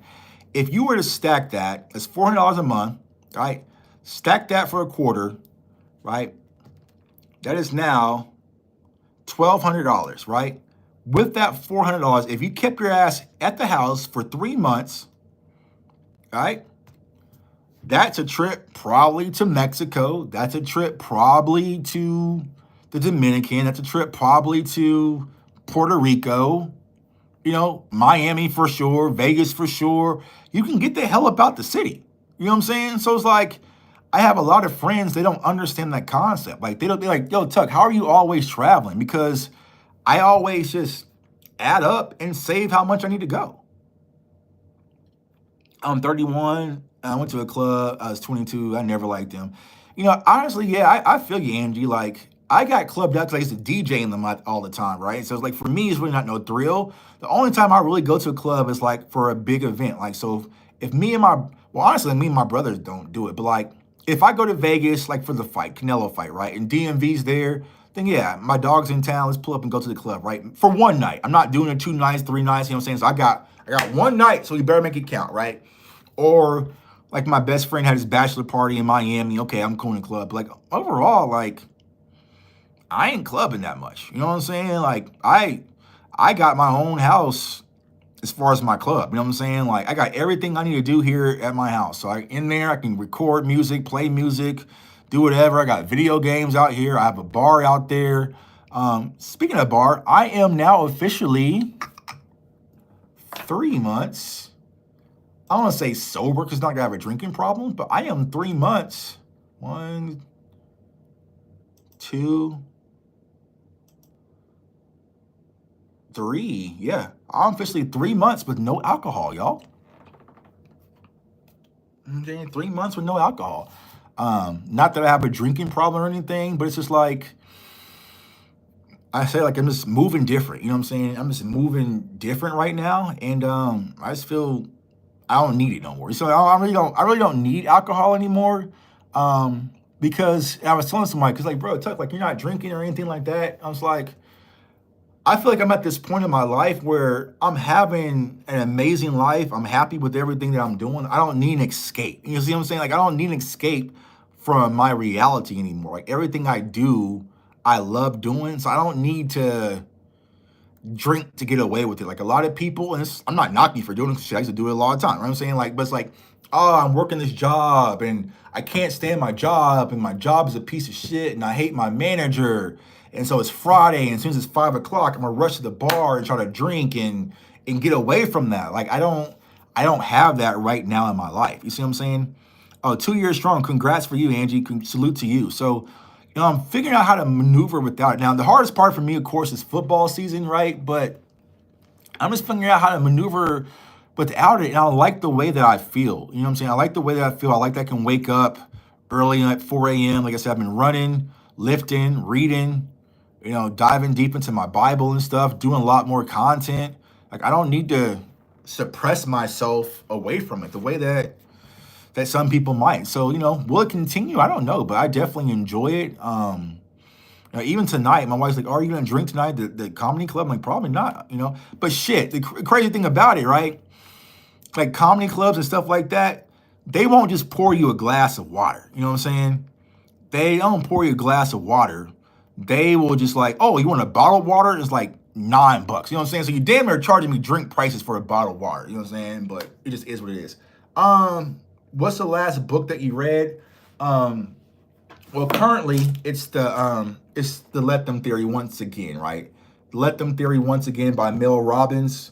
It's an amazing book, y'all. It's really and I think this is what's really like changing my life. You know what I'm saying? Which is surprisingly, and a lot of people are saying this book changed my life, and it's like it really lets you focus on the things that you can focus on. You see what I'm saying? And it's letting you know, hey, let them, And every time I feel like I'm about to turn up, like the old Tuck is like about to rage, it was like, nah, let them, right? Like I'll tell you guys, real true story, and Boss Cowboy will tell you this, right? There's a certain content creator in our community, I don't even say his name, right? And I was just watching a show that he's on, and just tuning in to support my other brother that's on the show, right? But in that show, he was saying Jay Cuck and Jay Cuck and Jay Cuck this and Jay Cuck ain't gonna do and Jay, you know what I'm saying? And that in me was like, nah, fuck that. You know what I'm saying? He ain't about to play with me. So I was about to bomb on this dude. I have all these photos and videos on him about to expose who he really is and where he really comes from. And I was gonna get rid of this dude. And I was, you know what I'm saying? Like it was about to be chaos. And then something just said, you know what? Let him. You know what I'm saying? And I just said that to myself, like, yo, let him, Tuck. Just let him. Nah, fuck that. I ain't gonna let nobody play Tuck, just let him. Just let him. Nah, he disrespect Tuck. Just let him. Just let him. People in the community know who you are. People know the work that you put in. People know the shit that you're accomplishing.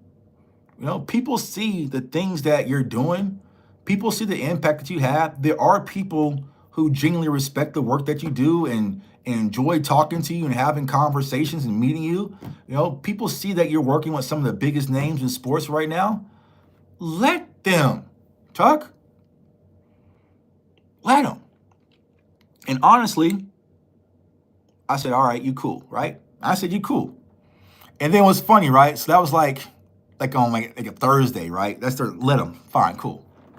I woke up Friday, and boss will tell you guys, woke up Friday, I called boss, was like, nah, bro, I changed my mind. Fuck that. He got to go. You know what I'm saying? I was like, nah, he got to go. He got to go. You know what I'm saying? So I was editing the video. You know what I'm saying? About to drop everything, telling y'all who this dude really is, that we got this goofball in our community. You know what I'm saying? I was like, nah, fuck that. And then something again, as I started reading my chapters, it was just like, what's it going to do, Tuck? Like, what's it going to do? What's it going to do? Is it going to help you more, right?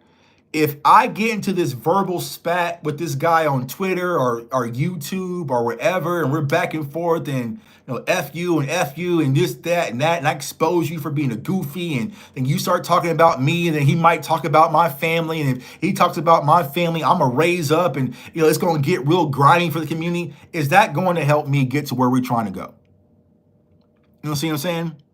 Is that going to help me get closer to being on television, or to be able to move the needle within the fan base, or to go to the combine and cover these events, or cover the Super Bowl and be respected by all these people? Is this going to get me there? Is it going to get me closer, or is it going to pull me away from it? Because honestly, you have nothing to win. Like, you have nothing to win, Tuck. You only have things to lose. You see what I'm saying?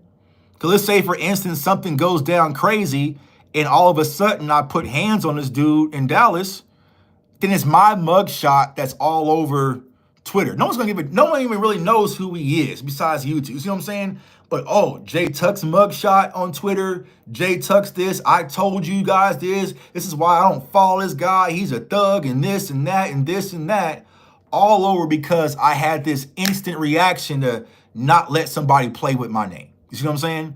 So once I really started to really and it teaches that, it's like whenever you're about to raise up, just say let them and take 10 seconds before you respond, right? And kind of like you elevate and then you de-elevate. That's what it kind of teaches you in the book, right? So I was elevating, right? Started cutting videos, you know what I'm saying? And I was going to bomb them hard, you know what I'm saying? Like, honestly, you know what I'm saying? But bring it down. Like, just bring it down and you're right, just let it go. Just let it go.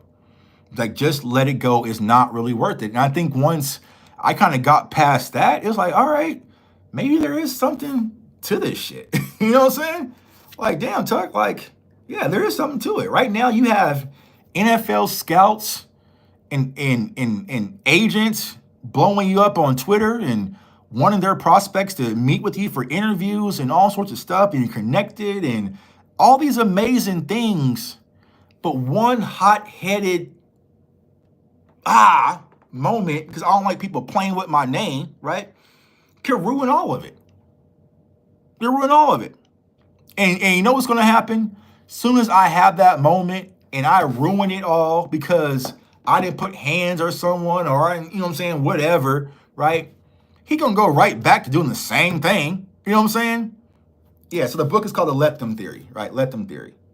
You know what I'm saying? It's not going to stop. So whatever people might think about you, say about you, you can't change their opinion. You can't. That's already locked in. So why am I fighting so hard to change people's opinions and thoughts on me? It's not going to happen.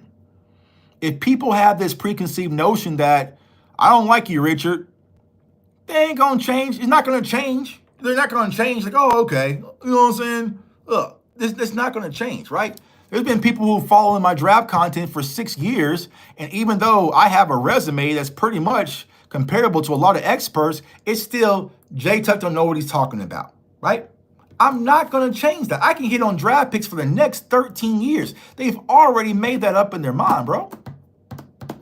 You don't have to prove yourself to nobody. Prove yourself to yourself. That's it. That's it. That's it. Let them. Let them call you a Zeke lover. You're a Zeke lover. Jay Tuck loves Zeke, right? Y'all know I was saying we should have drafted Trey Benson last year. Y'all know I threw a fit that we didn't get Bucky Irvin last year. Y'all know I wanted to sign Derrick Henry. I actually would have signed Dalvin Cook over Zeke last year. You see what I'm saying? So it's like those people aren't going, no matter how hard I fight, explain, they're not going to change their minds about me or their opinions about me. So just let them. Let them say whatever they have to say, right? They're not going to do anything. You see what I'm saying? They're not going to do anything. They're not going to, you know what I'm saying? It's just all so. Once you kind of read this book, y'all, it kind of just helps you move in a different way. And it's not just with trolling, it's with, family members. I have a good friend, man, and my best friend. And I was telling you guys, I think like last week, like, what I like to do is just like on Fridays, just call a random person and hear their voice. Let's talk to them, see how they're going, right? But I talk to him every day, right? But like, he's in a situation where his family doesn't approve of the mother of his child and his fiance. You see what I'm saying? They don't approve. Like they hate her. They hate her guts. No matter what she does, they just don't like her for whatever reason. And she's really not a bad person. She just isn't what they have for him. Something that really, they just, you know what I'm saying? And his family makes him feel like shit as a parent, as a father, as a man, because he's choosing to get married with this woman who is the mother of his child. You see what I'm saying? And while I was explaining to him, I was like, listen, bro, I bought him the book. I bought my, like, here, I bought him one, Amazon it to him, right? Told him to read it. We're gonna read together, right? And he started reading. I'm like, yeah, bro, just let them. They're never going to change their opinion of your fiance or your wife to be. You know what I'm saying? You know what I'm saying? Say his name. You talking about the content creator? Y'all know what I'm talking about. I'm talking about Dak Attack, bro. You know what I'm saying? So I'm not afraid to say his name. You know what I'm saying? I'll say his name. You know what I'm saying? But it's just like, with it, you're not going to change how your family feels about your fiance, bro. What they teach in the book is to let them and then let me. Hey, let them not support my wife. Let them not be a fan of her. Let them even treat me out of outcasts. Let me be the best father I can be, best husband I can be, the best man I can be. That's all you can do. They miss out. They miss out. They miss out because they hate your fiance not being their grandson's life. They're going to miss out on that. They're going to look up and their grandson's going to be 17 years old. You see what I'm saying? So it's just one of those things. So you start to maybe live it a little bit more, implement it a little bit more, it helps, right? Because a lot of times what we do, we read books and we don't implement it. We kind of read it, but we don't apply it, right? And so even with this, it took me a minute. Ask Boss Cowboy, he'll tell you, because he talked me off the ledge like 4 to 5 times. I called Boss, like, I'm a chill, right? And I called Boss back, and I was like, nah, fuck that. Then I called Boss back, it was like, all right, man, it's not worth it. And I called Boss back, you know what I'm saying? So, like, funny story, right? Here's how this situation is, right? Y'all see how me and Lord Brunson are now talking again? You see that? Like a lot of people, like me and Lord Brunson, right? He's the Eagles content creator. Like, so me and Lord Brunson has beef like this, right? Where it's like, I told him, he told me, swing when you see me, right? It was one of those things, right?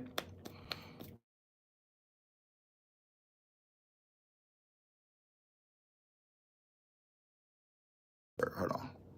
All right. So y'all know me and Lord Brunson was like this, right? Crazy thing. How did me and Lord Brunson get back talking cool again? Lord Brunson messaged me and told me, Tuck, I see what's going on in your community, bro. Chill. He's not worth it. That's how crazy it was. You know what I'm saying? And I was telling him the same thing. But he's like, no, bro, chill, because I know you and I know how you built, even though we're not cool, but we talked a lot and we kind of worked together. You really want to hurt this dude, and you probably will. You know what I'm saying? And he's the type that'll call the police. He is not worth it, bro. Let it go. Because I can see you about to elevate. You know what I'm saying? I can see it. I can see it. I know you, Tuck. You know what I'm saying? I had Brunson. Like, Brunson reached out to me back and forth and was like, chill, bro, because I know you probably gonna hurt this dude. You know what I'm saying? And it's not gonna be good. Like, literally, I'm dead ass. Like, I was dead ass serious about to pull up to their draft event this upcoming week in Dallas and shake that whole shit live on camera. I was. If I wasn't going to Green Bay, and that's why I told boss, the Lord said, nah. Why did the NFL randomly just send me an email and ask me, are you going to Green Bay? And I was like, nah. Because the Lord was intervening, saying, don't take your ass down to Dallas and cause a scene, bro. Don't do that.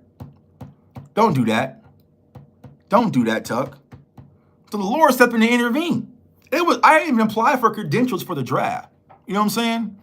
I didn't even apply for credentials for the draft. You see what I'm saying? So that was one of those things where it's just like I was getting all these signs of everything pushing me this way. You know what I'm saying? But sometimes we hard-headed in life, nah, right? But we got this ego, right? You know, in our community, we have this standard. We don't let people play with our name, you know? And it's one of those things where it's just like, it's not worth it, bro. It's not worth it. Not worth it. I told boss, bro, I'm done with it, bro. Like, I can go back and forth on Twitter and or I can just pull up and just break your shit, and we can kind of see what happens from there. You know what I'm saying? We can go take that walk. You know what I'm saying? But is it really worth it over content? Anything else? Nah. Over the Cowboys? Nah, it's not really worth it. So they can crack jokes, as long as they keep it over there, right? Crack jokes, Jay Cuck, whatever, this and that. I'm jealous because of views, whatever the crazy shit that people want to say, have at it, let them. All I ask is just don't touch me in person. That's it. Keep your hands to yourself. And that's where it's going to be. So that's where I'm at, man. So it really creates like peace, right? And I'm not saying I'm perfect, you know, by any means. But learn to de-escalate yourselves. You know what I'm saying? Learn to de-escalate yourselves. You know, I have kids who are older. They're watching me. You know, I got to move different. You know, and not only just my family's watching me, shit, y'all are watching me. You see what I'm saying? Like, y'all are watching me too. And the thing y'all could hate, it'll be funny. It'll be conversation, right? That Tuck crashed out in Dallas at the draft show, right? But then where's that going to lead me? You know, and that's what we have to learn as a society. Sometimes we let our platforms egg us on, right? And feed that ego. You see what I'm saying? Because I saw it today, like to Lord Brunson, he posted a video, right, asking me who I would draft in the draft, and I responded kind of going through, you know what I'm saying? Just content, right? Normal content that we should have been doing. And I saw people, oh, they cool now. Oh, now they want to be best friends. Oh, this is lame. I thought y'all hated each other. So people behind these fake abbeys and shit want to see us fight, right? Shoot at each other, right? You know what I'm saying? All this shit, bang, bang, Eagles gang, Cowboys, you know what I'm saying? They want to see all this shit, right? But seeing us unite together and powerful as fuck, they don't want to see that. You know what I'm saying? And that's what typically happens, you know what I'm saying, in our society, is that we let these nobodies really put those batteries in our back, you know what I'm saying? And have us do shit that they would never do. If you hate Lord Brunson, you want to fight Lord Brunson, then you go fucking do it. Or if you're a bang bang Eagles game, you want to swing on, then you fucking do it. Why are you trying to engage him to do it? You see what I'm saying? But see, that's what happens. Like, we want to push. You know what I'm saying? That's what happened. A lot of these rappers, oh, you ain't gonna slide for your ops. You're not gonna slide. You're not gonna slide. You're not gonna slide. You're not gonna get it back in blood. And then now you're sitting in jail like TK for 80 years. Now look. And now them same people in your comments is on to somebody else. You ain't gonna slide. You ain't gonna. It's just goofy to me, man. So, that's just where I'm at right now. It's just, you know what? Peace, vibration, working with people who are quality, that deserve it. And that's where I'm at, And it's a good place to be, y'all. It actually is a happy place to be. Like, I told my wife this other day. I told Instagram this other day when I went live on Instagram. Like, yo, this is when it gets scary. You know what I'm saying? This is when it gets scary when Tuck is just back having fun doing content. You know what I'm saying? It's not forced. It's not, because I have to, or, because my agents wanted me to do this. My agent's telling me I have to drop this many videos this week, and we're trying to set up this meeting with this sponsor and do this. And, you know what I'm saying? Like, it comes like I'm doing content because I want to do content. You see what I'm saying? And I'm having fun working with DMV, working with Rome. Rome, working with Boss, working with good quality people. I'm enjoying that again. You know what I'm saying? Like, that's the thing I love the most about just DMV and Rome Cover 3. I don't have to look over my back for shit. You know what I'm saying? And also, y'all about to get blocked because y'all didn't tell me Jonathan Majors dropped Magazine Dreams. I've been waiting to watch that movie for years, so it's finally out. So I'm gonna watch it this weekend, right? But I've been watching a lot of Jonathan Majors interviews, and he was talking about, like, the thing that you have to understand is there's no such thing as industry friends, right? No industry friends. They're either your friend or they're your industry colleagues. See what I'm saying? And I think I made that mistake as a content creator. Yeah, I'm going to see Sinners too, bro. I made that mistake as a content creator, and I felt like if I did shows with people, we were friends. You see what I'm saying? I felt that, you know what I'm saying? So I kept, I kept just putting everybody in the friend zone. So, oh yeah, man, we did a live together. Yeah, that's cool, bro. Call me if you need anything. We're free, you know what I'm saying? La, la, la, la, la, la, right? And I'm realizing that's not the case. You see what I'm saying? I'm realizing that there's few people that I really call genuine brothers and sisters in this community. I know that if I delete this channel and stop making Cowboys content ever again, I'm still going to talk to DMV and Rome probably every day. DMV and Rome is the very first people I talk to every day because I'm up at 4 and they up at 5. See what I'm saying? Yeah, Mo3 and everybody your friend. You see what I'm saying? Some people want to get close to you to steal your energy. They want to steal your creative freedom, your ability, your talent. You know what I'm saying? So it's just one of those things you had to learn. You know what I'm saying? But the hard part was typically I'm a guarded person, but being so guarded, I've missed out on true, genuine relationships. You know what I'm saying? Because it might be something like Lou, right? Lou is a genuine person, down to earth. I don't have to put up my guard with Lou. But let's say, for instance, I was just on some shit where it's like, I don't trust none of these content creators. They all fake. They all this, and that, right? I could be missing out with a genuine relationship with somebody who's a quality like Lou, or someone like JC, or someone like Amy. You see what I'm saying? So you got to be able to kind of just get a feel for it first. You know what I'm saying? So before I work with people, you know what I'm saying, I kind of just sit back, see how they move, before I make that decision. And kind of keeps me protected. So, it's kind of how to move. Like I said, y'all, I'm in a good spot. Good spot. Yeah, still got me in your DMs. Yeah, Fresh, bro, we've been rocking for a long time. Yeah, see, I didn't even know JC was watching this shit. You know what I'm saying? So my dog JC, right? It's just good, genuine people where it's like, even if they're not doing Cowboys content, I would probably still pull up on JC and just hang out with, you know what I'm saying? Like, shit, you know what I'm saying? Like, and that's what it's like, are you cool outside of this shit? You know what I'm saying? I think that's the thing that some people struggle with, right? Because it can go to some people's head, like, where it's like, oh, I'm getting views now, or I'm getting money now, or I'm doing this and doing that. Yeah, but who are you when I turn this camera off? You see what I'm saying? Like, who are you when you turn this camera off? Like, I don't have to be like, all right, well, I'm about to go live. Let me get in my J Tuck mode and put on my act. No.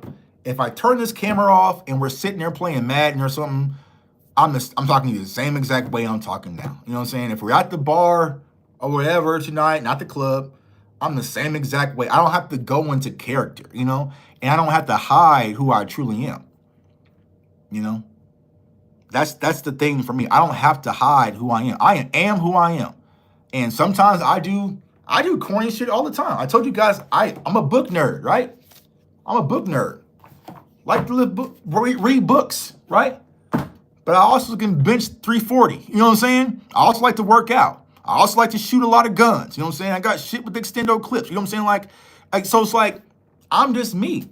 So yeah, I can lift weights and talk football, but I can also talk Harry Potter with y'all and put on a Slytherin jersey and be comfortable in my own skin.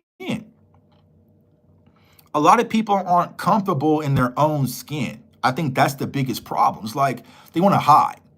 So it's like, if you're into certain stuff, just be that. and be that 24/7 who you really are. If I want to turn on my Instagram live and play Rock Band and sing pop songs and play the guitar, then that's what I want to do. You know? If I want to hang out with my wife or whatever, you know what I'm saying? Then that's what I'm going to do. I don't have to hide it and pretend I am somebody else. You know what I'm saying? Or Mr. Perfect. Are you team Hufflepuff? My daughter's a Hufflepuff. So my daughter, no, she's a Gryffindor. My son's a Hufflepuff.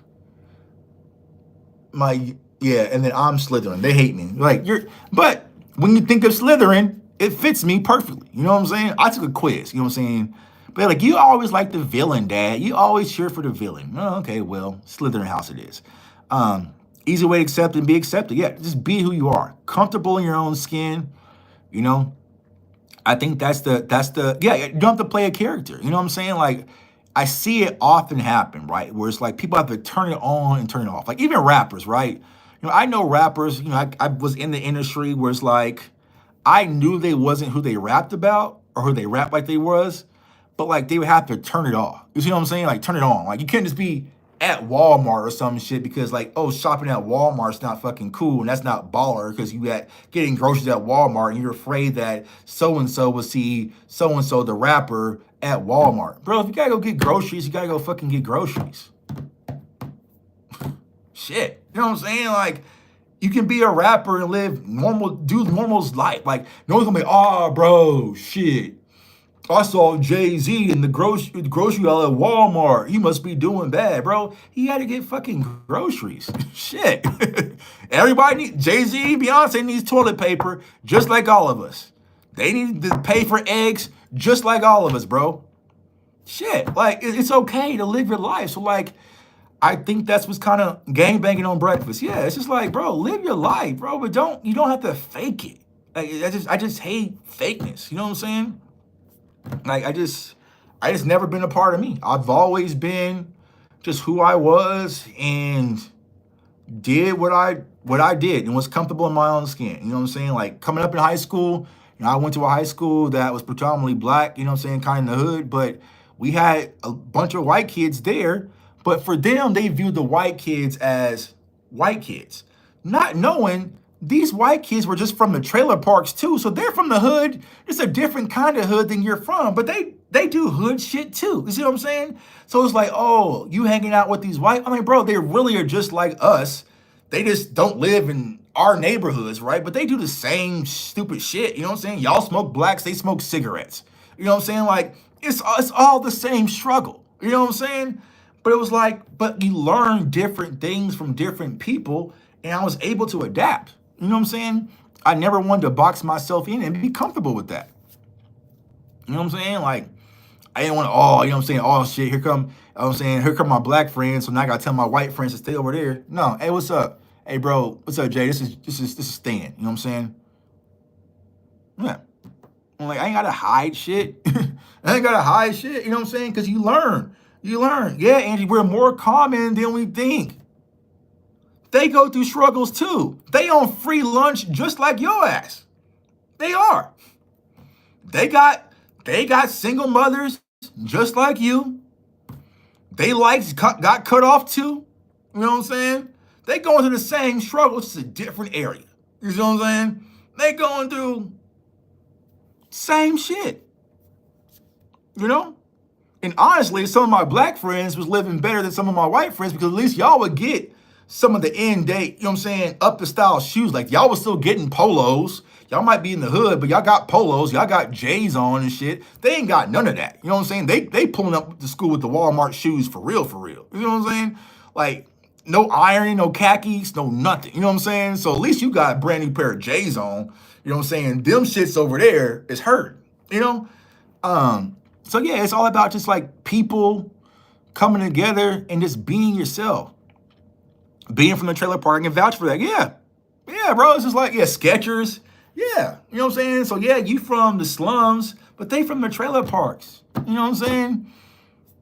It is what it is. It's not like, oh man, you soft because you come from it's the same struggle, bro. Actually, you'd be better off being in the projects than being in trailer park. Why? Because we live in fucking Kansas. That's Tornado Alley. You know what I'm saying? You know what I'm saying? We're in Tornado Alley and they are in trailer parks. You know what I'm saying? So they really got it rough. You see what I'm saying? Because if stuff happens, they want me the first one to fly away with Dorothy and Toto. You know what I'm saying? So it's like, relax a little bit, thinking they soft because they in a trailer park, bro. They ain't got no basement to run to. They can't go upstairs and have no glass. They are pretty much having to sit in this trailer park and pray for the best. And it's probably the very first thing that's gonna be picked up in the air because we sit in the middle of Tornado Alley. See what I'm saying? So, but don't hide that. Like, don't hide who you are. Be who you are. Learn from it. Grow. Learn from different ethnicities. All sorts of stuff, you know? I tell people, like, you guys see me in Miami. Know who was the first people to put me in Miami on a yacht to even show me what that life was like? It was my white work friends. A bunch of my white coworkers said, let's go to Miami because we're in sales. We went to Miami for the first time, and we got a yacht with the boat and drinks and all sorts of stuff. They put me onto that. They taught me how to invest. You know what I'm saying? About the stock market and how you can make passive income and, you know, all these sorts of things, right? But if I would have alienated them, I would have never learned from that. But then when I take stuff from them and try to bring it back over here, it's, man, we don't want to hear that white boy shit. Okay, cool. Well, they don't ask me, how was I on the yacht? Don't ask me how I was on the yacht. You know what I'm saying? We were on the yacht in Miami, cruising around. But you want to play on TikTok and Snapchat and all this sorts of stuff. All right, bro. You know what I'm saying? Cool. But I tell you what my ass did. You made how much on the trade? I remember my good friend, man, Sean, man, salute to Sean. I saw him one day turn $400 into $8,000 on a trade. Watched him. And I said, nah, bro, if I'm really your friend, you will show me the way. If I'm really your friend, right, you will show me. Gave me books to read. Oh, okay. Oh, now you want me to read books and shit. All right, bro. I went through those books like in 2 weeks. All right. Think I got it, but show me how. What type of account do I need to get this account? You know what I'm saying? Boom, boom, boom, boom, boom, boom, boom. Did it right then and there. Lost money on the first few trades, whatever, right? But was constantly learning and picking his brain.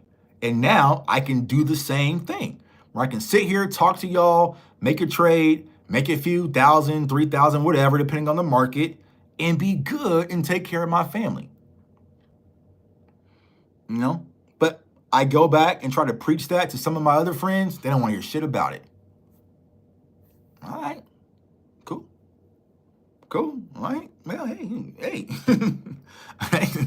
Hey, whatever floats your boat, dog. You know what I'm saying? So it's just one of those things. So always keep an open mindset. You never know who's going to be your blessing, man. You never know who's going to be your blessing. And, there's going to be opportunities out there to meet people, but just make sure they're genuine.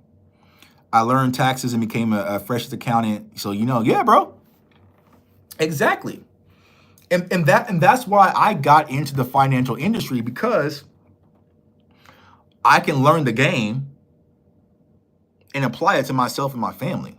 So I know about tax sheltering accounts. I know about, deferred annuities. I know all of this stuff. I used to do, financial planning for like the NFL. So like the New York Jets was one of my teams that I had when I was at JP Morgan. So I've done it. You know what I'm saying? I'm certified at five different certifications. You know what I'm saying? So it's like, all right, cool. Because once I learned, you're like, okay, this is the game they're playing. This is the game that they are playing, where they wake up and money is just growing on their own. You know what I'm saying?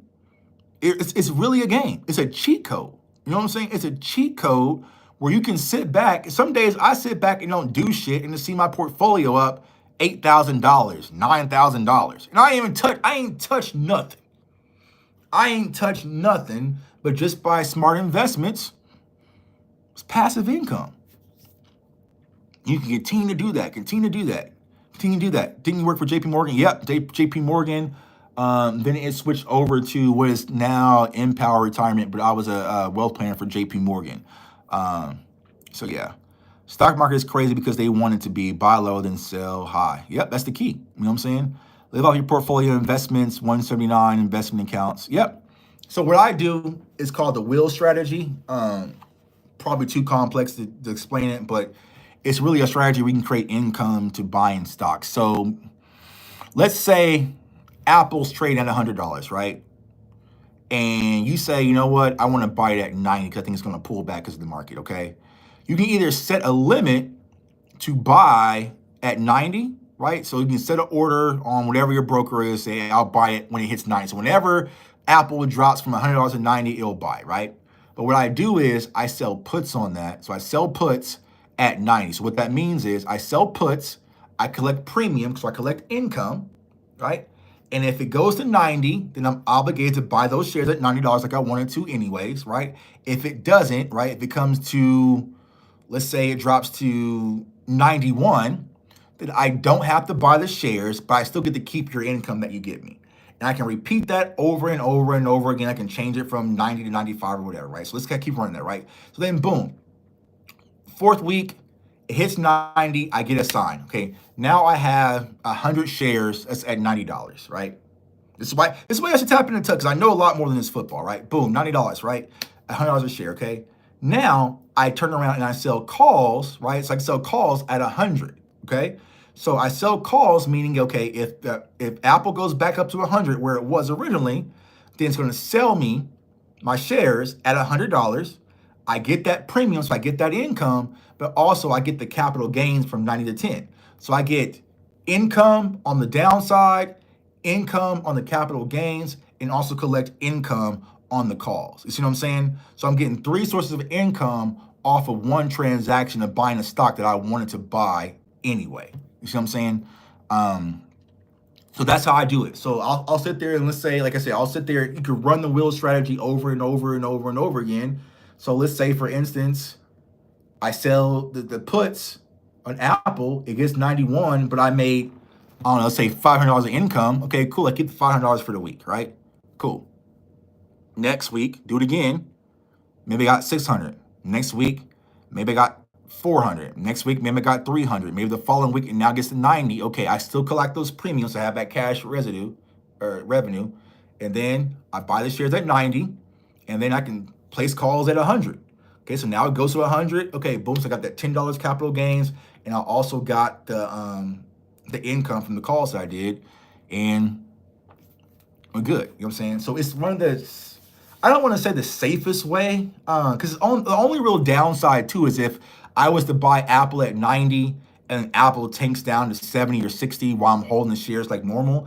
But typically, if you're buying good quality companies, there's not really nothing to worry about, because you can hold the shares as long as you want to. And even if you're holding the shares, you can still just sell calls on it over and over and over and over and over and over and over and over again. So there. Y'all like, damn, see?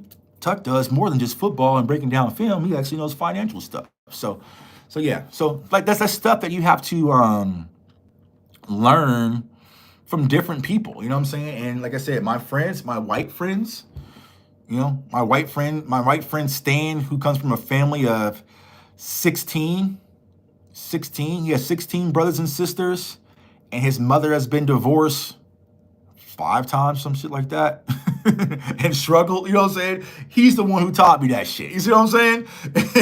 So, so like, yeah, you know what I'm saying? So salute to my dog Stan, man. But like, yeah, so it's like, always be a sponge, man, and don't close yourself off to relationships and make sure you're getting quality people around you. I think another thing that I'm truly thankful for is Dez, man. So salute to Dez. He's probably not watching. He's probably working some other stuff, man. But the thing that Dez has shown me is it's possible. You see what I'm saying? And I've been in the financial industry for all these years. We know people who are millionaires and stuff like that. But it's a difference to see it and think about it. But it's a difference to actually touch it and experience it. You see what I'm saying? So what I'm saying is, like, I've seen what it's like to, I'm telling you guys like the Carbone story, right?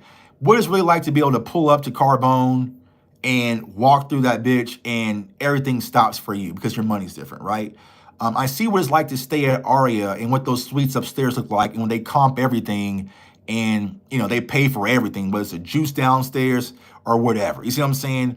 Or I seen what it's like to be able to make a phone call and have the T-Mobile Arena clerk meet you outside and usher you through a different tunnel to sit ringside at the fight. You see what I'm saying? So now I touched that shit, and when I touched it, I'm sitting around all these people, like, they ain't that much smarter than you, Tuck.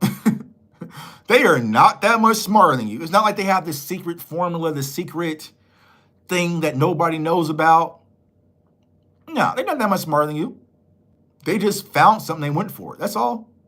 That's all. Because I'm the weirdo that does stuff like that, right?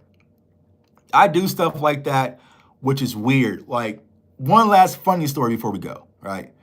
One last funny story before we go. So I said that we were in Miami, right? Went to Miami for my friend's bachelor party last September, right? So we went to Club 11. Fellas, listen, it's different.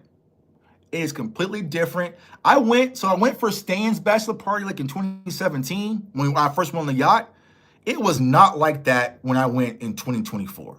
Completely different. Because at first, when we went to it back when Stan's bachelor party, I was like, Club 11's cool. It's kind of overrated. It was like, right? Nah, I told him, I apologize, dog. I apologize. I am sorry. I was so unfamiliar with the game. This shit is different, right? So, went to Club 11.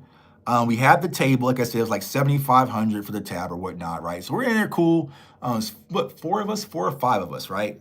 So we partying Club 11, cool, right? We got the waitresses coming through, my brother's bachelor party, so we're getting like, all the banners and marquees and stuff. The DJ put us on the backdrop, right? So I'm standing up on the couches, doing my thing, doing my tuck thizzle, at Club 11, right?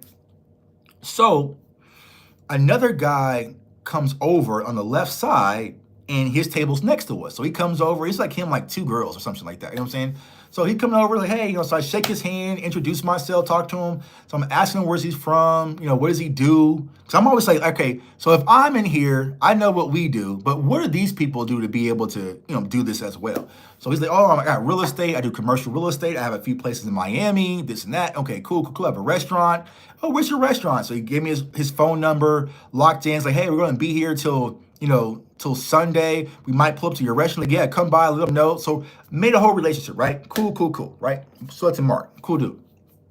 Then all of a sudden, our bouncer who was like doing all of our stuff, getting the setup, he's like, hey man, I need to slide over. All right, cool. So he slides over and he brings out these big velvet ropes and like puts it like right next to me. Like pretty much saying, Tuck, move your ass over and don't cross this velvet rope. All right, cool. So I move over the couch a little bit. All right, cool. Then all of a sudden, it's like 23 girls that just walk in, right? 23 girls looking like Instagram models just walk in and they have this full section to the right of us, right? And I'm like, damn, who are these girls? You know what I'm saying? Are they rappers or some shit? Like, what you know what I'm saying? What's going on? Like, so what they really? So all these girls come in, right? And then the guy comes in from like the side door that I didn't even know was available, right? He comes in the side door, and it's a dude that I wish I could show you the pictures on. I'm not sure if they're on my iPad, right? He comes in looking like Pitbull, right? But he has this big diamond necklace on it, glowing everything, right? Around his chain, right? So he comes in, and then all of a sudden, it's just ace of spades bottles just flying to this section over and over and over and marquee and over and over and over and over, right? So I'm like, God damn, like who is this? So I don't know who it is, you know what I'm saying? So what happened was, in order to get to the bathroom, I asked our concierge, like, how do I get to the bathroom? I gotta go, right? I don't want to let the girl at Disney. He's like, oh, okay, if you want to go to the bathroom, you have to go upstairs, go around the DJ booth, go to the top floor, come back around, and then go down, and then you can get to the bathroom. I'm like, God damn, bro, that's a whole Lords of the Ring type journey. And he was like, well, your other options, ask them, can you use their private bathroom? I was like, all right, let's go for it, Tuck. So I was like, hey, man, hey, bro, I hate to bother you. If you tell me no, I understand. But I got to go to use the bathroom. Is it okay if I use y'all private bathroom real quick? He's like, yeah, sure. Cool. So I go use his bathroom, come back. All right, cool. So we're sitting there. Hey, bro, what's going on, man? Where you from? But I was like, oh, yeah, I'm from Miami. So we're talking, having a good time. You know what I'm saying? We're chilling, taking shots and shit, taking photos. This is going to be a crazy ass fucking story, bro. Taking photos, like we were posted up in the club. So like he's flying like bottles of Ace of Spades over. I'm like, fuck that. I want a bottle too. So we're flying all these bottles up. We had Quavo was performing, so he was tossing money up. Like we're going crazy. You know what I'm saying? We were just vibing out in the club. I told my bouncer, hey, go get me $3,000 in ones. So he even got me $3,000. You know what I'm saying? So me and my brothers, we out there just throwing. You know what I'm saying? We were having a going crazy in Miami with this dude, right? So end of the night's happening, and we're like, yo, we're not gonna be able to finish all these bottles. I'm like, listen, bro, do you want them? Because we're not gonna be able to finish it. He's like, oh yeah, bring them on, because I know he has like all these girls over. So we bring all the bottles over to him. He gives us like these Club 11 hats and like captain hats and all this shit. He's like, yeah, bro, hey, it was a vibe night, man. Anytime you're in Miami, hit me. I got you, dog. You know what I'm saying? It was a pleasure. I'm like, yeah, bro, that's love, man. I appreciate you, dog. It was a wild night, man. Y'all take care. Y'all stay safe, right? So the next day, dog, we were at breakfast and we were all, drunk as hell, hungover. We were like, man, I wonder what that dude did. And I was like, damn, I know the dude from the left of us did real estate, but I forgot to ask him. And they were like, shit, I wish we had his name. We could look it up. I was like, oh, I got his name. I got his number. Oh, you got his number? Like, yeah, I got his name and his number right here, right? So we look up his name on Google, and like everything's in Spanish. Like you can't even read it. Like everything's in Spanish. All right. What the fuck? Okay, cool, whatever. So one of my homeboys, he's Spanish. Like he knows how to read Spanish. So he did like to translate all the articles. Bro, Omar is a Peruvian mob boss who owns all these casinos, who's wanted by the FBI, has had multiple incidents in Miami. There was actually an assassination attempt on his life like 2 weeks prior to that because he stumped some guy out in the club and left him brain dead. And he's just like this untouchable mob boss from like Peru or some shit. And he owns like all these casinos. You know what I'm saying? So that's where the money comes from. And they're like, yo, Tuck, you were literally on photos, videos, everything, just vibing, buying drinks and tossing money around with the damn mob boss who is wanted by the FBI. And I was like, damn, like, bro, like we were like, I'm talking about arm around the neck shit. Like, yeah, you know what I'm saying? What's going on? Like, we were like that. So the FBI was probably taking photos of me. Was like, oh, well, who is this guy? You know what I'm saying? I was like, oh shit. You know what I'm saying? They're like, yeah, bro, get rid of that number right now. You know what I'm saying? Get rid of that number right now, bro, because if they call you, dog, or whatever, you're going to be working for the cartel. You know what I'm saying? And I was like, oh, shit. I'm going to see if I got him on my iPad, man. But yeah, it was a crazy night that I was just in the VIP in Miami vibing with FBI Most Wanted. You know what I'm saying? Let me see if I got this on my iPad. Nah, it's on my phone. But yeah, it was but it was a fun ass night. And you know what's funny, right? What should have hinted was there was this girl, he had like 23 girls with him. Like it was like crazy amount. And so we had all these bottles, and I was telling some of the girls, like, yo, just come over here and drink from ours because we're not gonna drink. I was like, yeah, just come here. And the girls were like, no, we're okay. And I was like, what the fuck is going on? I was like, just come get the, and they're like, no, we're okay. Man, those girls were saving my life. Those girls saved my life. Because if I would have been kikiing and laughing up with one of those girls and one of them possibly could have been his girl, I would have been up out of here. You know what I'm saying? I would have been up out of here. So thank God those girls would not cross that velvet rope and come drink at our table.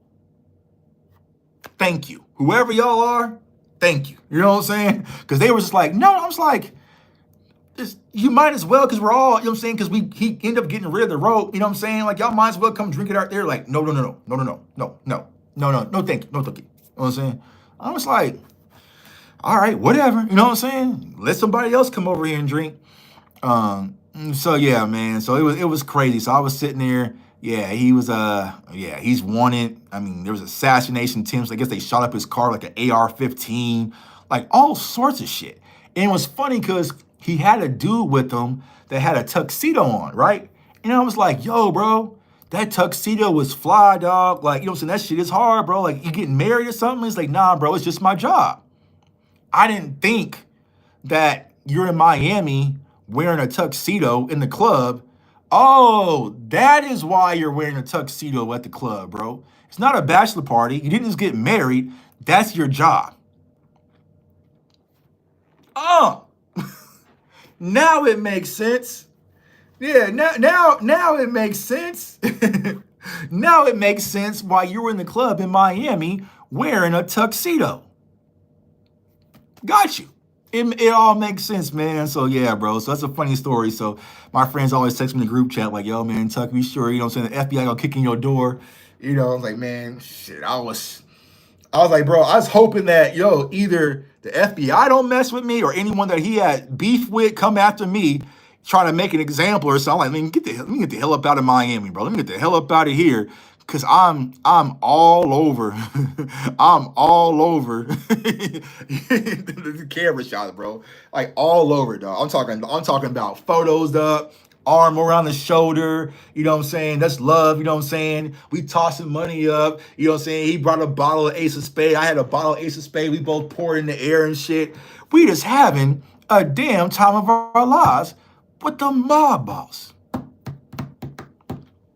Hey, man, I'm still here. I'm still here barely, you know what I'm saying? I am still here barely, man. I should have told him about the Cowboys or some shit, you know what I'm saying? Just told him about the Cowboys, man. So, funny-ass story about Miami, but I love Miami and definitely cannot wait to get back. So, yo, gang, always fun, man. Kansas Cognac, man, shit.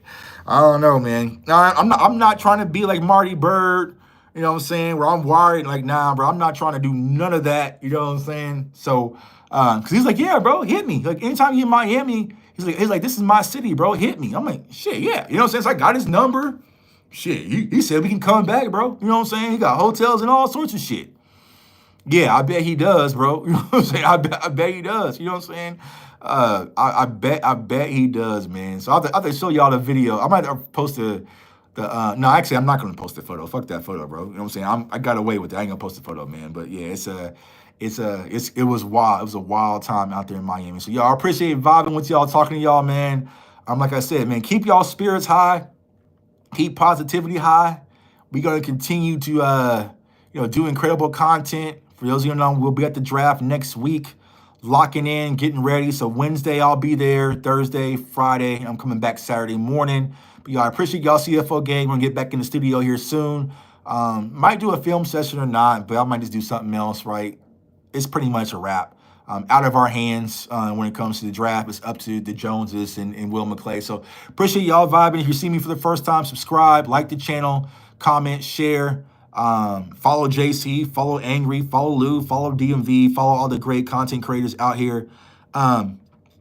Yes, sir. Do you think I can get you on a quick video when you're at the draft? Yeah, bro, just hit me, bro. If you want to go live, Angry, just let me know. And I can pop in on your stream or whatnot. I'm telling everybody, like, let me schedule it. You know what I'm saying? Because, like, I'll probably get there early. I'll probably get there, like, noonish or something like that. Of course, the draft doesn't start till, like, what, 7 or 6, right? So I'll get there early. So if you guys are streaming, JC, streaming, Lou, anyone y'all streaming throughout the day and want me to pop in from the draft, just let me know because I'll be on Radio Row.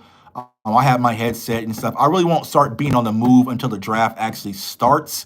That's when I'll be, getting the players' interviews at the podium and doing all that stuff. But for the most part, I'll probably just be sitting there at Radio Row and just doing what we do, man. So yeah, just hit me, Angry. You got my number, bro. Let me know a time or whatever. I'll make sure I'm just ready for y'all, and I'll pop in, and then we'll do what we do best, man. So I appreciate y'all. Follow me on all social media platforms at JTuck151. Everyone have a great weekend, great Friday. Enjoy some time, get outside, block the negativity, continue to be great, continue to strive, man. And also, at the end of the day, remember, y'all, just let them. Just let them. You know what I'm saying? Just let them. Now, I would hate for someone to keep trolling Tuck, and I might have to pick up the phone and call one of my mob ties friends, you know what I'm saying? Like, you know what I'm saying? Like, quit playing with me. If I have to call up, you know what I'm saying, call up my dog in Miami, you know what I'm saying? It get you hit. No, let me chill with that. You know what I'm saying? I ain't trying to get hit with no Rico. Always inspirational, Tuck. Appreciate you, A. Fresh. I love our community. Likewise, bro. You guys are making this fun again for me. I cannot thank you guys enough for giving me that opportunity. And everything I do is not for me, it's for us. We took this from the basement of, this old ass MacBook 12 that still has a CD player on it, right? That's where I recorded my very first video on. You know what I'm saying? My very first City Land video was on this old ass MacBook. I need to upgrade, right? But you know what I'm saying? Old ass MacBook, and we took it to the Super Bowl. We're taking it to the draft. We're taking it to the combine. We're taking it to new heights, and that's what's all about, y'all. Us as community. It's not just a me thing, it's a we thing. And like I said, my overall goal is eventually, you're not just going to see me, you're going to see me and JC and Angry and DMV and Rome and so many other deserving people who deserve the opportunity. I just want to kind of get my foot in the door, scope out the place, and then make moves and power moves for all of us, because I feel like what we do is unmatched, especially in our own community. So everyone stay safe, stay blessed, stay encouraged, and stay away from the mob bosses out there, y'all. Peace.